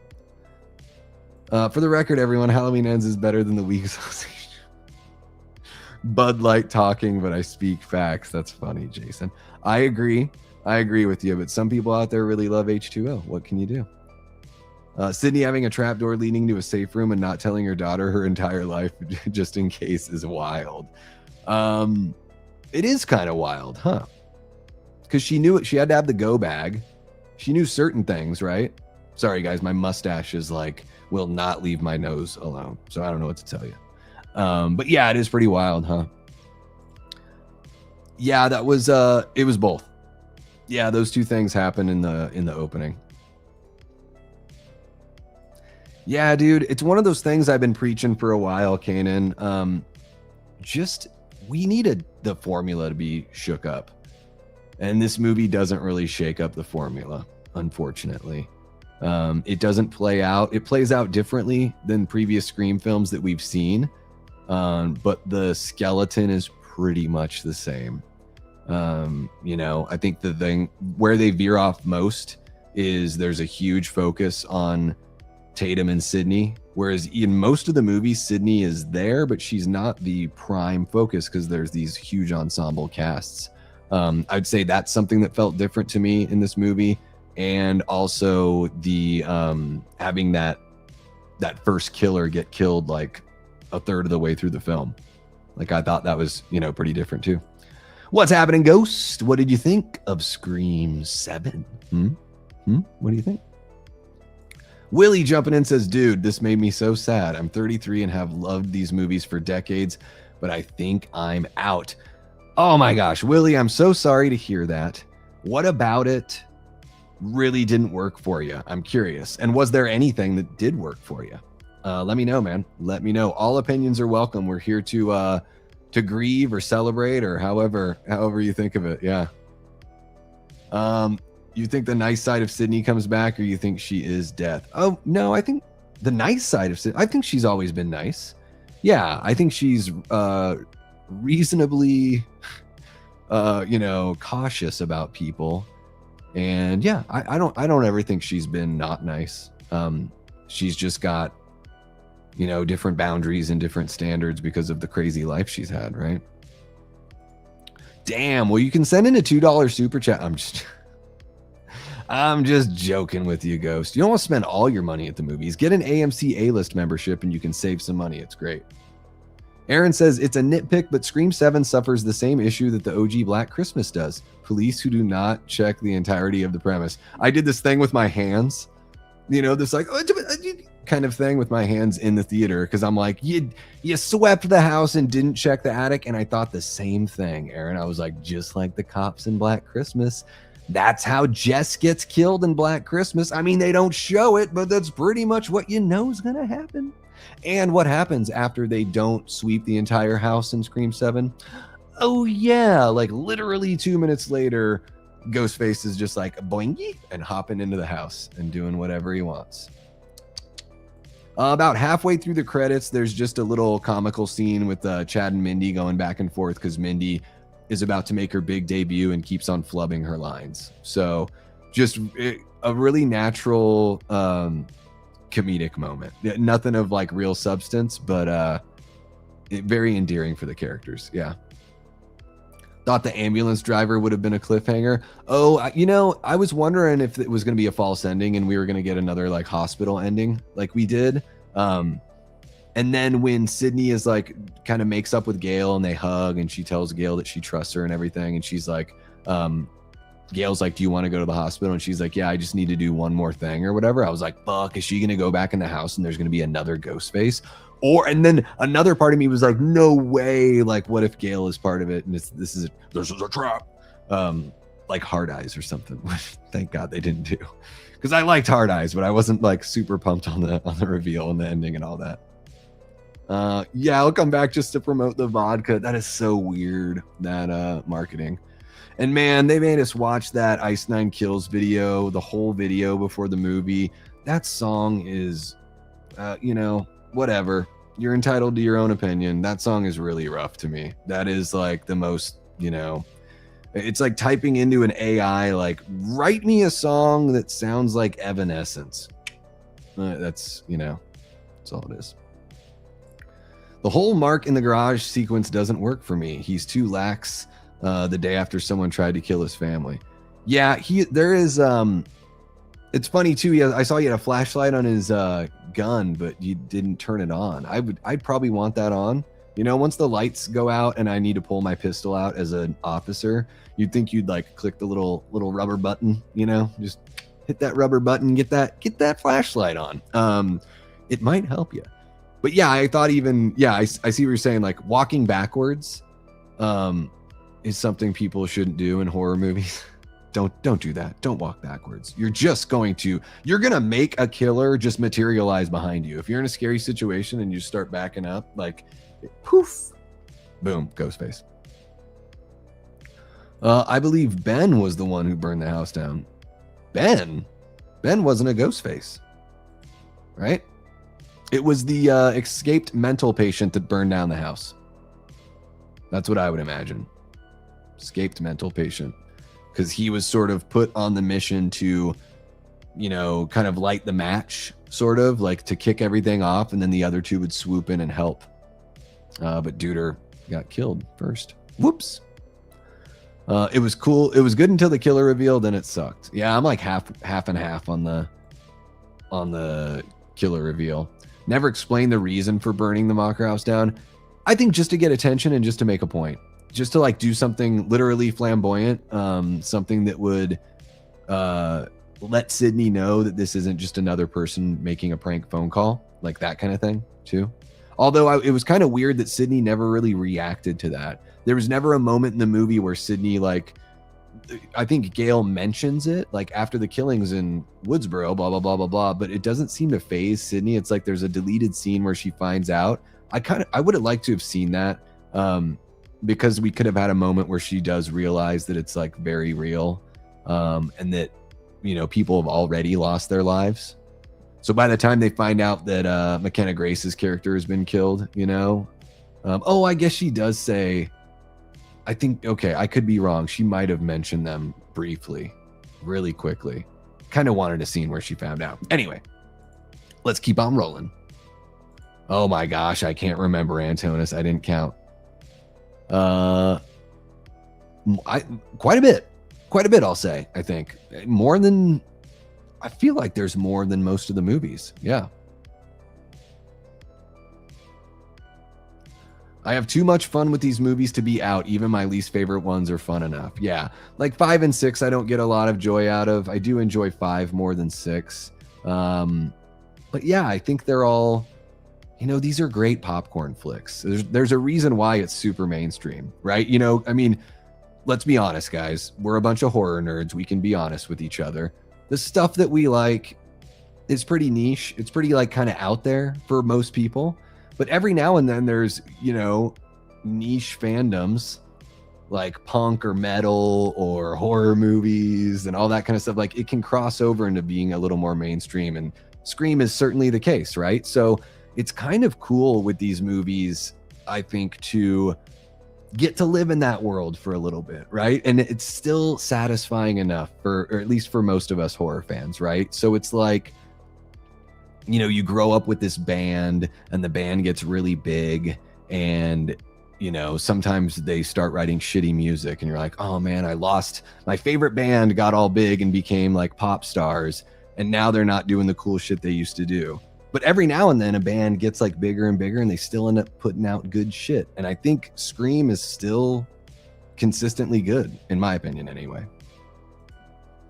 Nightfall says, I think for what's been done in 6 films, it's hard to keep coming up with new things. Yes, it is tough, for sure. I didn't like the third act, he says. I was so excited when Sid was headed to the house for act 3.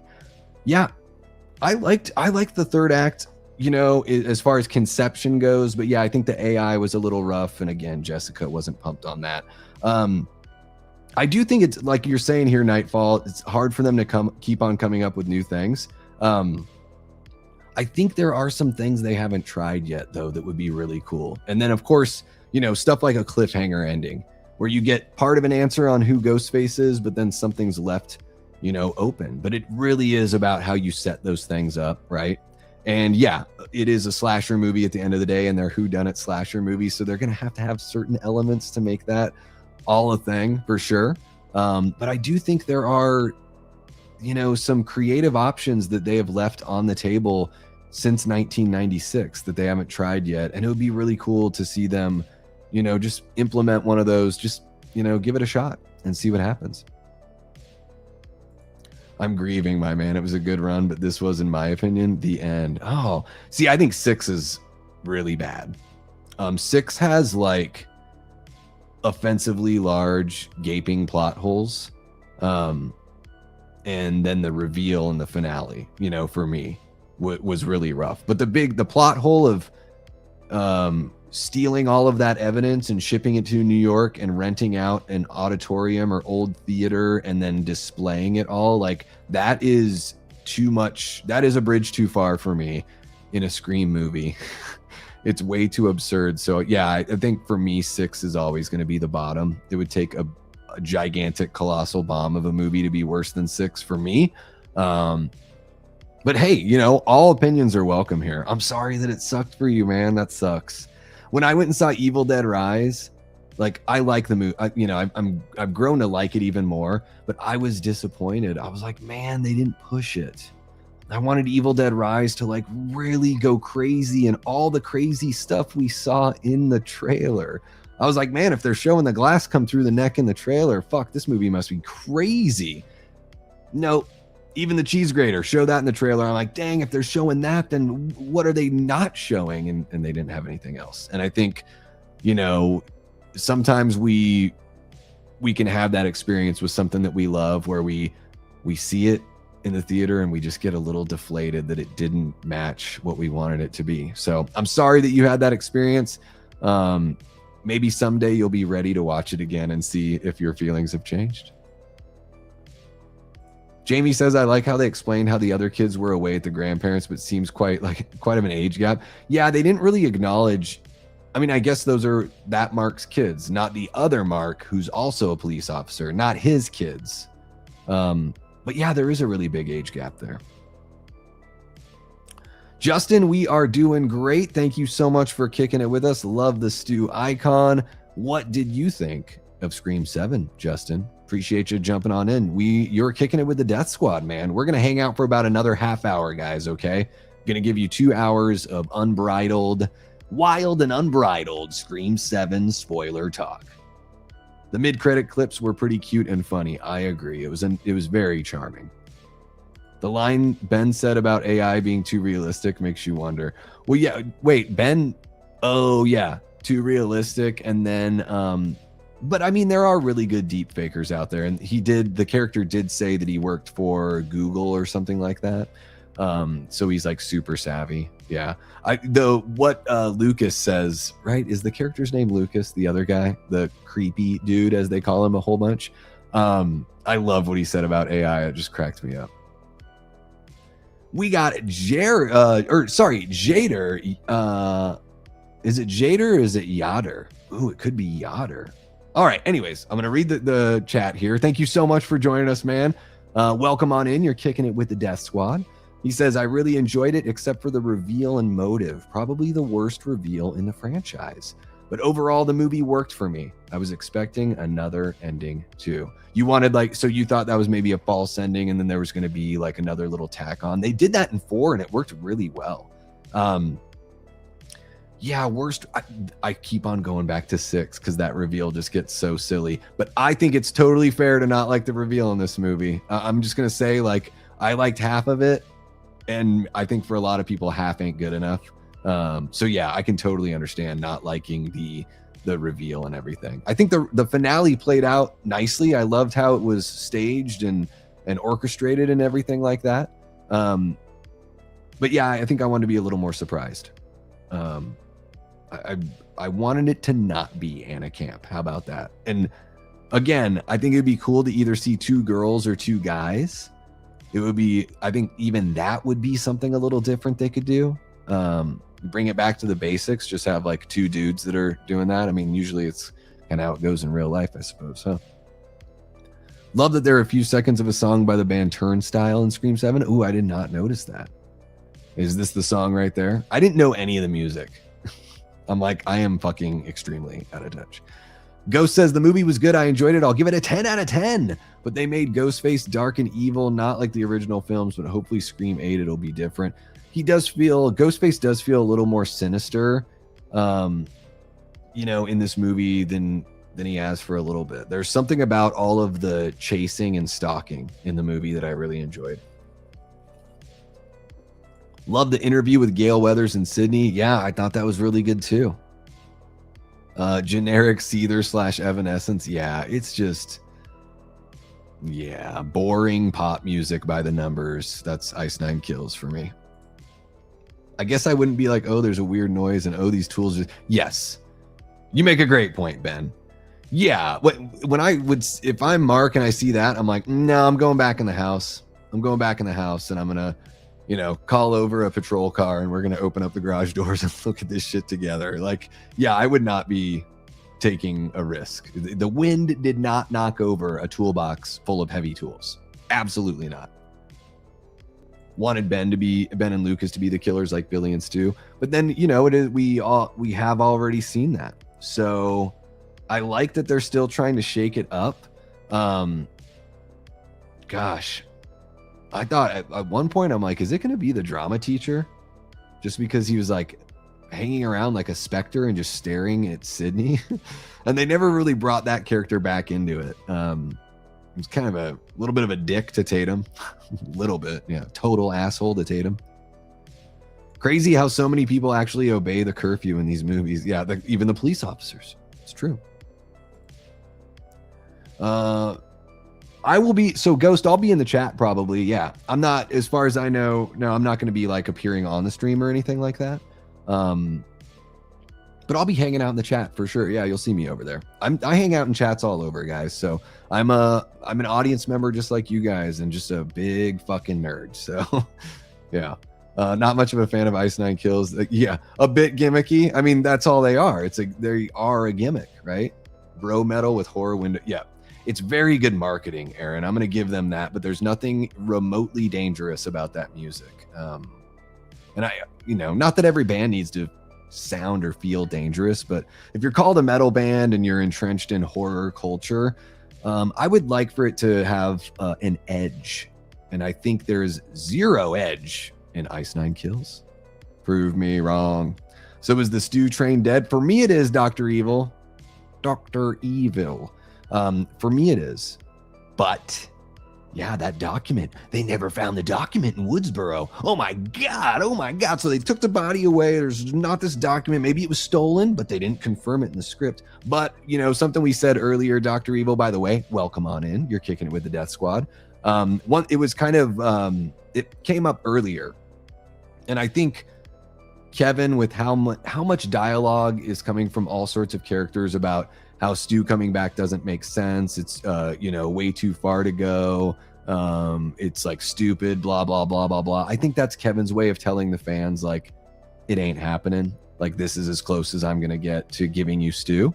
But in a way, guys, it's nice. The people that wanted Stu to be alive, his presence was there. I think Matthew's performance was really good too. So I think, I'm not disappointed with how they used Stu. If Stu were actually part of everything, I would have been very disappointed, especially if he was revealed when what's-his-face is like, come on out, Stu, and it ends up being Jessica, but he says Stu. I love that he looks back and he's like, it's not Stu. But if that were the reveal, I would have really not liked the reveal. So yeah. I think the stew train is dead. As far as I'm concerned, yes. Jason Carpenter dropping a $2 super chat. Thank you so much, Jason. And he asks, what about Scream 8 going back to New York City like Friday the 13th 8? Well, they've been there once. I don't see them going back unless the Carpenter sisters come back and they're still out there, right? But now Chad and Mindy are working with Gail. I say if we see a Scream 8, Jason, there's no way they're letting Isabel May, not take over this franchise in a Scream 8. By the way, she was really good. I didn't even mention her, and I'm so sorry. I'm so sorry, Isabel. I know you're watching my live stream right now. No, but I do, man, I've never seen her in anything. It's the very first time I've ever seen her as an actor, as a performer, and I thought she was fantastic. She has a lot of heavy lifting in this movie, and she doesn't get to just be a happy, lucky teenager that's just partying with her friends. We do see happy moments when she's with her friends, but a lot of the movie she's dealing with, frustrations with her relationship with her mom or fucking Ghostface. It's she does put up with a lot of shit, and I think the performance is so believable and so well tuned by Isabel May here. And I think the guys as well. I know I kind of touched on them, but man, just all the performers were very good here. There was as far as the kids go, I think Anna Camp was the stiffest one of the bunch, but I liked all the other performers in this movie. It's pretty damn good. Pretty damn good. What's Ghostface's first words in Scream 7? Hello, Madison. I think hello, Madison. Because I don't think when they do the quiz or whatever with the fake Ghostface that's quizzing them in the Airbnb, that could be Ghostface. And I can't remember what the first thing. It's not the true Ghostface voice. It's kind of a jokey version, a hosting a talk show version of Ghostface. But I think hello, Madison is the first thing that he says in the classic Ghostface voice. What are some things I'd like to see that haven't been done yet? Asked Jamie. I do agree, for a horror franchise, none of the films are terrible. Some are better than others. Yeah, so I put for the folks of you that are, for the folks of you, what the hell does that mean? For the folks who are new, for those of you who are new, I did a video months and months ago. Must have been right around, October or November. And it was 5 things that I want from Scream 7. And because these are things that I just want to see in the franchise. I was hoping we would, with bringing back Scott Foley and Stu and all that, or, Roman and Stu, I was like, maybe we'll get a flashback scene or something like that, where we actually see the death of Maureen Prescott. Like, what if one of the movies opened up with that scene, to bring us back to the original? Because some fans, if you're just jumping into Scream within the last 15 years, the Maureen stuff can sort of be lost on you unless you spend a lot of time going back and really diving into all that stuff, right? Because we're so far removed from a movie that was very, had strong ties to Maureen. Pretty much 3 was the last one that had really strong ties. So I thought that would have been cool to see. I wanted Gail to not make it through this movie. I wanted them to isolate Sydney from everyone that she knew from Woodsboro. I wanted complete isolation because I wanted to see her character feel broken. We've never seen, Sydney's always risen above, and she's never fell too low. And I don't want her to fall so low that she can't recover or anything like that. I just, for the sake of doing something different, let's shake things up. Let's break the mold a little bit, and let's see a Sydney that's not quite, Laurie Strode Halloween 2018. It doesn't need to be like that. But just so, shaken from these things that keep on happening. What else do I want to see? I want to see a cliffhanger ending. I really want to see a cliffhanger ending. Reveal one of the ghost faces, reveal 2 of them. We find out there's a 3rd one or an extra one, after what we think is the ending of the movie. That would be really interesting. Either like a call from, Ghostface to end the movie. Or like burning down Stu Macher's house. That could have been the end of the movie. Oh my God, there's another Ghostface out there after she already takes care of the 3 that we have in this movie. Because yes, guys, this movie technically has 3 Ghostfaces. How about it? The one guy he's part of the legit crew. It's not like Jason and the buddy in Scream 6, which they're not really like they're like up and comers, but then they get taken out. Ghost in the Dark Hills says, good night, y'all. Woke up early, wearing my Scream sweatshirt. Hope you get some good rest. Thank you so much, Ghost. Have a good one, man. We'll see you next time around, bud. As much as I didn't like the reveal, I think it was much better than 6. I love Chicago Fire, but Dermot Mulroney ruins it for me as the chief. He's good in the movie for the most part, right? I think Dermot's a really good actor. I think he's, charming, handsome, good performer, all that kind of stuff. It's just once the reveal happens in 6, it does just get so silly. Yeah. I'm coming to terms with it, but hell no. Damn, I'm so sorry, Willie. That sucks, man. Jen drops a $10 super chat. That is amazing, Jen. Thank you so much. Says, don't get me started on Mark Kincaid. I have theories about him and think he will return someday.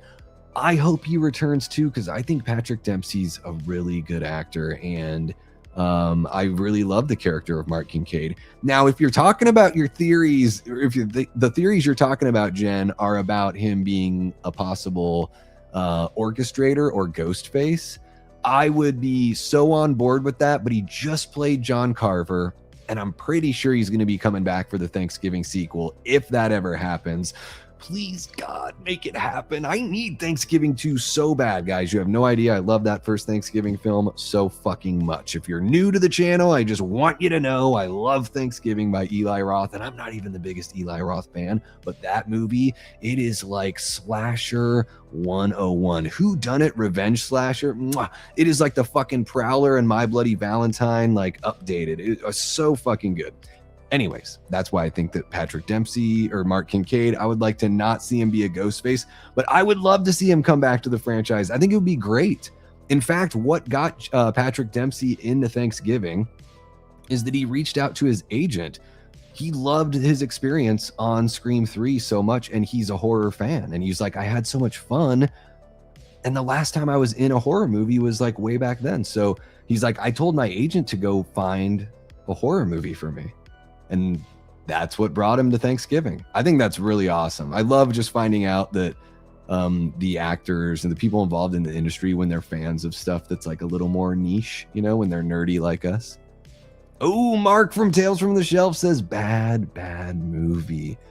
Very cringe. Dang, I was so not cringing. I was just like smiling like an idiot, taking it all in, Mark. I'd love to hear some more detailed thoughts from you for sure. And Jen, I know I said thank you, but man, $10 super chat for my little channel. That is so gracious and so generous. Thank you so very much. I really do appreciate you. And thank you for becoming a channel member today. Also, I really do appreciate that. Guys, it's unbelievable. We don't even have 3,000 subs here, but we have like 75 channel members. That ratio is staggering to me and makes me feel you know, so thankful and so happy. Thank you so much, guys. MMA Now says, I really enjoyed the movie, but the review wasn't good, and the reveal wasn't good, and the motivation I don't like. Yeah, that seems to be the biggest problem people are having, is the reveal. Kurt jumping in says, not great. Well directed. The third act ruined it. Yeah, that seems to be what a lot of people are saying. I didn't love I liked the third act as far as, like, I love the dynamics of the movie, the rhythm of it, and I liked the way the third act played out, but the reveal I'm halvesies on, for sure. At least halvesies. I like the Ethan Embry side more than the Anna Camp side. My number 3, the kills were awesome, and Nev had her best acting. I've never seen in the early part of the movie that she seems mean. Oh, yeah. Well, I mean, and that's just like moms and daughters. I don't think she was mean. She's just, I mean, she's Sidney Prescott. She's been through some shit. Why didn't Ethan Embry have a motive? I mean, yeah, I guess he doesn't really have a motive. He's just there. He's just there because, you know what it is? You know what it is, Joshua? A woman talked him into it. Just like Eve and Adam, right?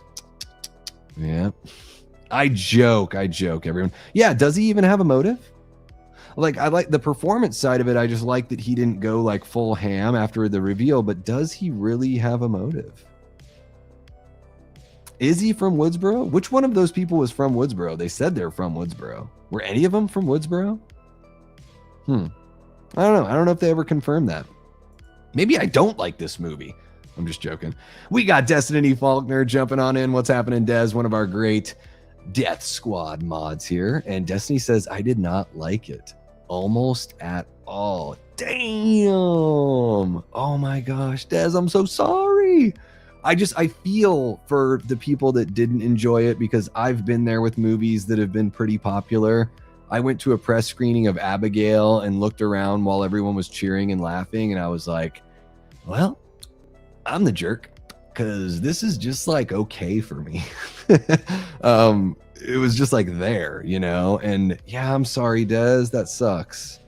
Well, I'm curious to know, you say almost at all, so maybe you can start with was there anything you liked about it? You want to give me a little nugget there? Always a pleasure to see you jumping on in, Des. I hope everything is going well with you and yours. And I finally got some new wheels, so I'm gonna have to make it on over to the other side of town and bug you and Braden and take you guys out for pizza. How about it? Kurt says, who was the blonde killer lady? Jessica the neighbor? I don't really know. I guess she fits into things in the grander scheme because she's essentially a Sidney Prescott super fan, right? She took Sidney's story as motivation for her own psychotic endeavors, you know? So she did this weird flip because she's like, oh, Sidney ends up killing the bad guy all the time. I'm just gonna start killing people that are the bad guy in my head. We got Thrillalova 1212 jumping on in, says, hey everyone, I gave it 4 out of 5 stars. The third act dropped the ball. Still a lot of questions that could have been answered. Yeah, there are a lot of answers. Again, how did Ghostface know the code to the coffee shop? That's one I'm having a tough time with. Yeah. And And now I'm Ethan Embry's motive. Is it really just that he's got a thing for Jessica? She was a patient in that hospital, and you know, he was sort of taken advantage of by a, you know, pretty lady, quote unquote pretty lady. Yeah, the actress's name is Anna Camp, but I've never seen her in anything other than this. Yeah. Oh, dude, Scary Movie 6 trailer was fucking hilarious. Yeah. CM Charger, our newest channel member, jumps in and says, my problem with 5 is it suffers from the same problem the Force Force Awakens, you mean? Already seen that movie? Yeah. It's true. I think Scream 5 is this weird, like, placeholder kind of movie that's a bit too similar to what we've seen before. I called the killers way too early on in that one as well. Yeah, I agree with you there, Aaron. There are certain lines of dialogue that Anna Camp delivered that I felt to me like they had the right kind of energy, and then other times she felt really stiff. Yeah. I totally hear you. Sometimes just more takes, you know. That's always been one of my issues with Robert Rodriguez. Sometimes I watch his movies and I'm like, how come he doesn't get good takes from everyone? Like, you watch Sin City and you're like, how come half of the actors are really good and half of them are like, you know, pieces of wood? Antonis, I have not watched Jake's out of theater reaction, so I heard that he wasn't the biggest fan. But I don't know. I'm very interested to see what he says, because I think Jake is a really bright guy. He's a filmmaker himself, and I think he's got a good analytical mind when it comes to, you know, passionate film analysis. So I'm very curious to see what he's got to say specifically, for sure. And I'm sure, like, as time goes on, all of us people that do this on YouTube that just blah, blah, blah about these movies all the time, I'm sure that in some way, certain parts of our opinion might change, you know, as time goes on.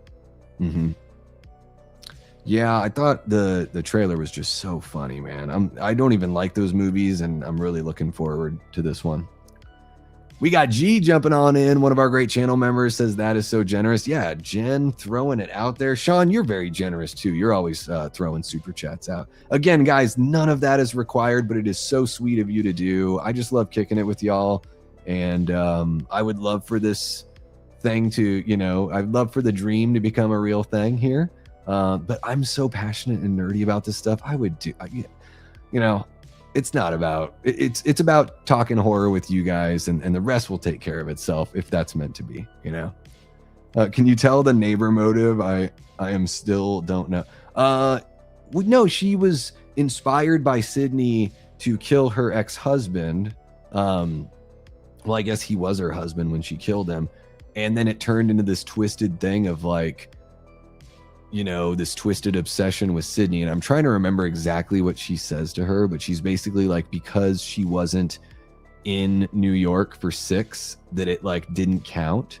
So it's almost like she needs her to, like, be a part of another Ghostface, whatever. I've only seen the movie once, so I need to see it more. But yeah, I mean, she's totally batshit, super psycho. I kind of wanted the Ghostface killer to be somebody that was just kind of random. That was somebody that has mental illness, that thinks that they're from Woodsboro. They think that they knew those people, or, you know what I mean? Like, there's some sort of delusion. That's kind of what I wanted it to be. And I think the Ethan Embry character, even though he works at the mental hospital, he's definitely, like, he kind of came off as, I'm like, why couldn't he have just been like a patient as well? Or I don't know, something. I'm looking forward to that one too. Yeah. Won't make as much money as it would have if Sue was really alive. Maybe, you know, I don't know. I think a lot of people are going to go see this 2 or 3 times in the theater for sure. Yeah. Lillard was great. I think so. Because I think the Scream 6 reveal is just about as terrible as it can get, you know? Okay, let me see what we got. Guys, we got about 5 minutes left. She is very beautiful. Yeah, she is, you know, her got such a cute face. She's got double dimples. Double dimples, y'all. It's amazing. It's amazing. No, but I'm sitting there in thought because I'm like, man, I think about it's so silly to talk about this when I'm like facial acting. So sometimes I talk about it in regards to like, Scott Foley's performance as Roman in Scream 3. They have that moment where he looks up at Sydney and he's like, he has the realization that he could have had a relationship with this person. And instead he chose this other totally different path because his mother rejected him. Right. But it's all just done with the eyes and the face and the way that he like swallows and breathes. And I think, a lot of great actors have those skills, obviously. Isabel May, she's got it, man. Her facial acting is spot on. And there's just a lot of emotion that she has to show off. So Jason Carpenter says, Isabel May, hot.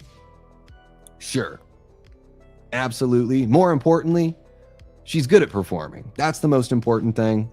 There are plenty of pretty people out in this world, but man, if you can't perform well, get the hell out. I don't want you in my movies, Jessica Alba. I have no use for you in movies. You're not good at acting, so get the hell out. Hey there, Carrie. Carrie Craves Cinema jumping on in. Says, hey, sorry I'm late. I kind of watched Scream 7 twice. I almost went back to back, Carrie, but then it dawned on me. If I don't go back to back, I can run home and do a live and hang out with everyone and talk spoilers. So I'm going to do that, and I'll probably check it out tomorrow as well. Carrie, welcome on in. One of our great channel members right here, relatively new to the community, and she has bought in, folks. Carrie's got a channel as well. I'm in the middle of everything.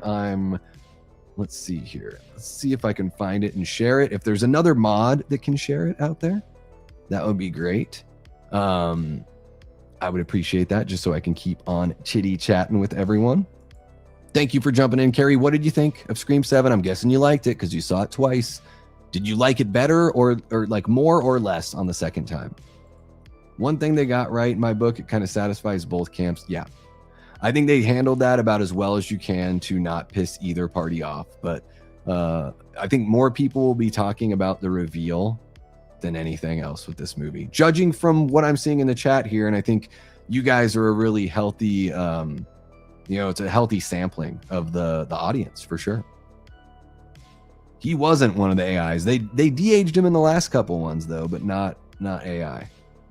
Let's see here, guys. I'm just going to kind of catch up with y'all because we're going to wrap things up right around the 2-hour mark. I'm not going to like get out right away, but yeah, we didn't get Ghost Mom. No, we didn't. We got Cheney hanging out. Says, love the movie, but what the fuck was that ending? I'm tired of these damn reveals. They be ruining the movies. You are not alone. A lot of people are saying that. As we talk about it, I'm getting cooler on the ending. I liked how everything, played out, but the reveal was sort of, that's pretty shaky. And yeah, coming off Scream 6, which has a terrible reveal, I totally get what you're saying, Cheney. Thank you so much for kicking it with us, man. You are hanging out with the Death Squad, whether you like it or not. We are here. I'm glad Gail lives, says Kurt, and I wanted her to die. We're just, you know what I mean? We're at odds, Kurt. Let's see here. Thrilla says, I didn't think I was going to care about Joel McHale as Mark Evans. I think he did a decent job. Yeah, we were talking earlier. I think he was great. I found his character to be very charming, and way to go, Joel McHale. Yeah, I kind of understand Jessica's, and then I think that Duder just went along because a girl finally talked to him. I mean, look at him. Look at Ethan Embry's character, and a woman who's a good-looking woman talked to him. Yeah, he's probably just gonna like, what can I do for you? You know what I mean? That's guys in a nutshell. Fucking puppy dog losers. Me included, We can smell our own, you know what I mean? I've wanted a prequel since Scream 3. Now, I don't fully want a prequel because we know how it shakes out, but I think it would have been interesting bringing those actors back to let us see what Sydney saw the night that Maureen Prescott died, because we know she saw some stuff go down. She, wrongly accused Cotton Weary and all that kind of stuff. It was probably Billy walking off with the jacket and everything. And it would just be an interesting, look through the lens of our final girl. So it doesn't even have to be a flashback. It could be something like AI or I don't know, some other way. I don't know why. I'm just interested in seeing it because this whole series is like the sins of the mother. You know, it's been the theme throughout the Scream franchise. Even in 5 and 6, it's partially the sins of Sam and Tara's mother. You know, keeping that secret and everything like that. So I definitely want to see that continue. And Maureen's she's the foundation of that. Yeah, I think her, Chad, and Mindy should have been in the third act at some point. Where were they? This tiny place, Pine Grove or whatever. They're like, they can't think of like the 4 places you've been. Like, go to Sydney's. Like, you don't know where Sydney is? Why don't you drive past the house? Just, give it a gander. See if they're there. If they're not there, go to the coffee shop. There's like 3 places you could check. It's a small town. It's got to be a small town. Love Scream 7. Can't wait for Scream 8. Says Ghost in the Dark Hills. I'll be 22 when it comes out. Did you travel into the future? How do you know what year it's coming out? Is it guaranteed that it'll be 2027? They've not even officially greenlit the film. I mean, we're all expecting it, but people are talking about Scream 8 as if it has been greenlit, and I have not seen any reports about that, although I've seen that they are quietly working on it in the background, pre-production stuff. Maybe, or at least a flashback, right? Colton Miller, welcome on in, man. First time hanging out. Welcome. You're kicking it with the Death Squad. And Colton says Ghostface was too Michael Myers-y to me in this movie. I did enjoy it though. He was, I think he's got a good imposing presence in this film, and felt legitimately scary to me. Especially when I was like, is this 1 person? Is it 2? Is it 5? I didn't know how many people were involved in this damn thing. And I don't mind the Michael Myers stuff because I know it's, homage and all that. And I'm like, dude, Michael Myers, that's my boy. Like, I love Halloween. So, but I hear you, and I totally agree with you. And I can totally understand if that doesn't jive, They didn't even explain why Stu's house was burned down. It was burned down just because. I think it was just to get, to make it feel more real for Sydney. And, put that extra doubt in the air that maybe it really was Stu that was, doing those video calls. So a bitch. Yes, Cheney. So a bitch just was obsessed with Sydney, so I'm crazy. Like, what the fuck? That is exact. Yeah, pretty much, right? She needs more of these stories. She needs more to believe in, and she wants to, keep things going. So yeah, it's not too far away from Amber and Richie, right? That they wanted a better stab movie, but in this one, Jessica just in real life wants it to continue.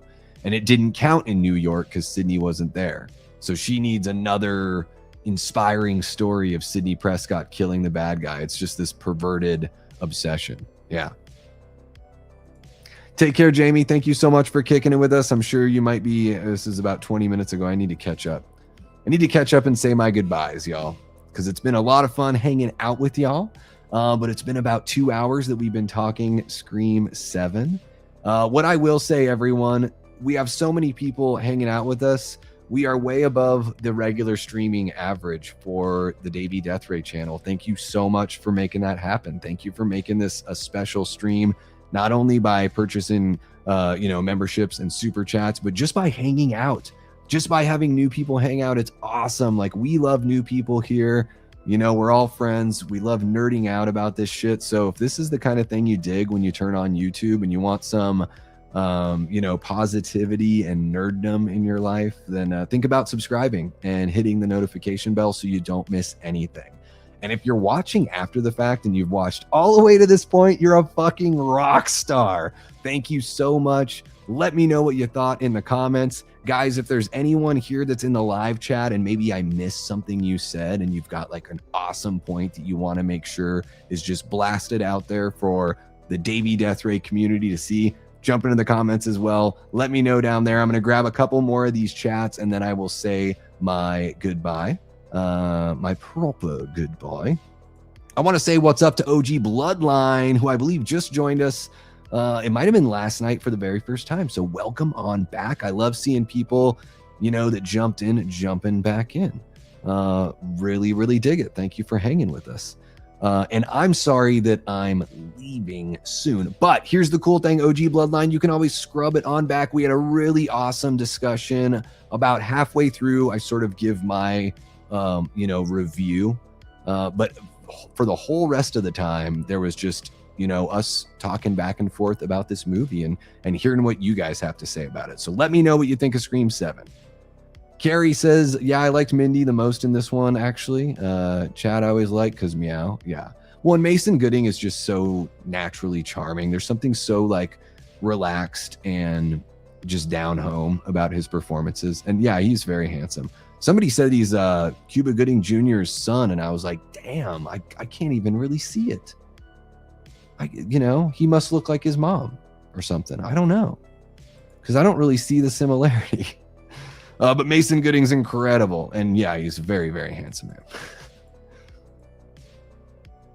No, you're all good, man. You can always scrub on back. We're going to talk more Scream, bud, so no worries. And you can jump into the comments. Guys, I'm very responsive and very active in the comments as well. I love interacting with this community. I want being able to talk to you and all this stuff to just become a bigger part of my life as time goes on. So let go of what you got now and give me everything. Ghostface actually felt ghosty in some scenes. Yep. Oh, they definitely did the Michael Myers, the boyfriend teasing the girl in the beginning. They definitely did that. Him walking in from the shadows. Very Halloween for sure. Yeah. Oh, dude, Scary Movie looks so good. Were you talking about that? Cheney's talking about that. Cheney, I'm so pumped that you jumped in, man. You're having a lot of fun in the chat here. I must have missed. Oh, I did miss some shit. Okay, I'm so sorry, guys. Dude, I laughed my ass off. The very first joke, I missed the second joke because of the first joke. And then when she's like, well, I'm Republican now, so I guess I'm racist. And then the other girl's like, oh, all white people are racist. Oh my God. Yes, cross. They said every line will be crossed. Cross every line, make fun of everyone. We're just human beings. We're only here for a little bit. We should have a sense of humor about ourselves and others. Yeah, Scary Movie 6 looks like a lot of fun, and I'm not even a fan of the franchise. I'm just going to say that. But man, 2 times the audience clapped when Gail ran over the damn it Carl Ghostface. And also when Jessica's face was face no more. Yeah, there were a lot of audible gasps and sounds and jumps from my audience for sure. And I was chuckling throughout. I said earlier, Carrie, I don't know if you've ever seen Hot Shots, but when the character that's known as, his nickname is Dead Meat, when he gets hit by an ambulance and he flies off and he goes, Wendy, I can fly. And that's exactly what I thought of when damn it Carl got ran over. Carl Gibbs. Did I actually remember his name? Carl Gibbs. Is that what it is? Carl something Gibbs? Probably Steven. Steven just sort of fits in there. Boom! Cheney says, why? Oh my God. We're just here to play some really bad music and do some half gay shit. Why half gay? Yeah.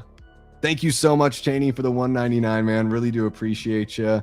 Love seeing new people jump into the stream. Love meeting, virtually meeting other horror fans. We've got, horror is like punk rock. It's like metal. It's like even though something like Scream is mainstream, horror is still underground and gritty and dirty. And there's so many lovely people that are fans, man. I've met some of the coolest people in this community and in real life, and then, just hanging out on the stream. So really do appreciate the $1.99, Shaney. That's super sweet for you to jump in and your first time hanging out with us, dropping some love. Thank you so much. Oh yes, the poll. Gee, saving my life on the poll. Thank you so much, Sean. I appreciate you, bud. Yeah, let's end this poll. Holy shit, over 100 votes on the poll. How did that happen? Holy crap, how did that happen? we better have like fucking 50 likes on this thing. If you jumped in and voted, you could at least hit the like button. That's all I'm saying. It's free to do. It's totally free to do. So, okay, guys, here's the final verdict on the epic poll. 107 votes. Thank you so much to everyone who voted. That is incredible for this little rinky-dink channel we got here. The question was very simple, folks. What star rating do you give Scream 7? And 47% of 107 people said 4 stars. Wow, that's pretty damn good. That's almost half. That's about 50 people, a little bit more, I think. 25% of you said 3 stars. Really not that bad. So almost 75% is in the well, even more, because wait, we're not even done. So sorry guys. 47% said 4 stars, 25% said 3 stars, 17% of you said 2 stars or below. Yeah, I've definitely felt that in the chat. So that's almost a fifth of everyone. And then 11% of you were like, fuck it, this is 5-star material.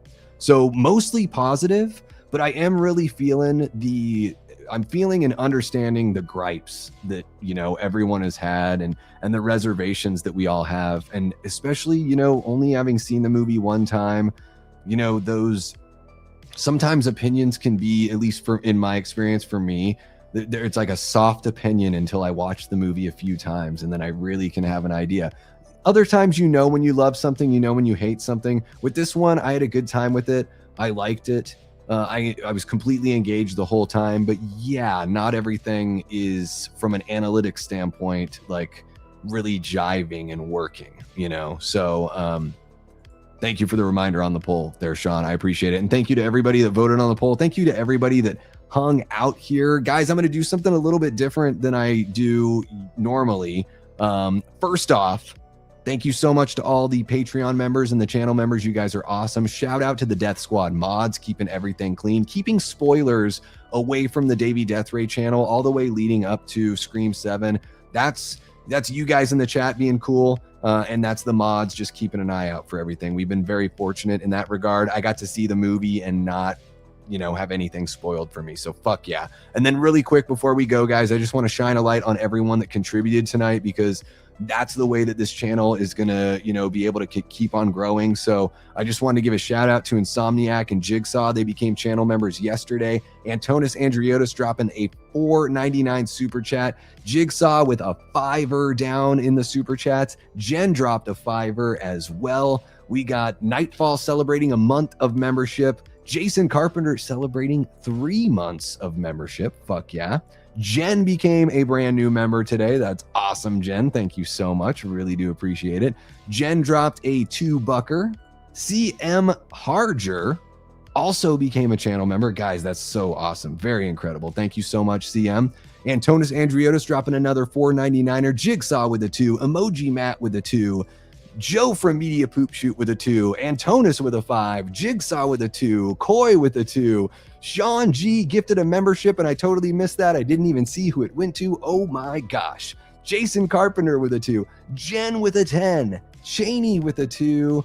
And Cheney with another 2. Cheney, I forgot your first. I didn't see your first 2, bud. I'm so sorry. Cheney says, I guess the killer's right away. Fuck, that sucks. That makes it tough. And I heard everyone was saying Anna Camp, and so I believed it. I'm like, there's like a 90% chance Anna Camp's going to be one of the killers in this movie, because it just seemed so obvious from the lack of her being in the marketing and all that. And then Ethan Embry wasn't in the marketing either. And I felt like he was going to be a Ghostface or in some way connected. Maybe letting somebody out of the hospital that would become Ghostface. I think that's what I'd said, but essentially he did do that and he was Ghostface. But yeah, sorry that I missed that, Cheney. Thank you so much for $2 super chats. You rock. You guys all fucking rock my socks, honestly.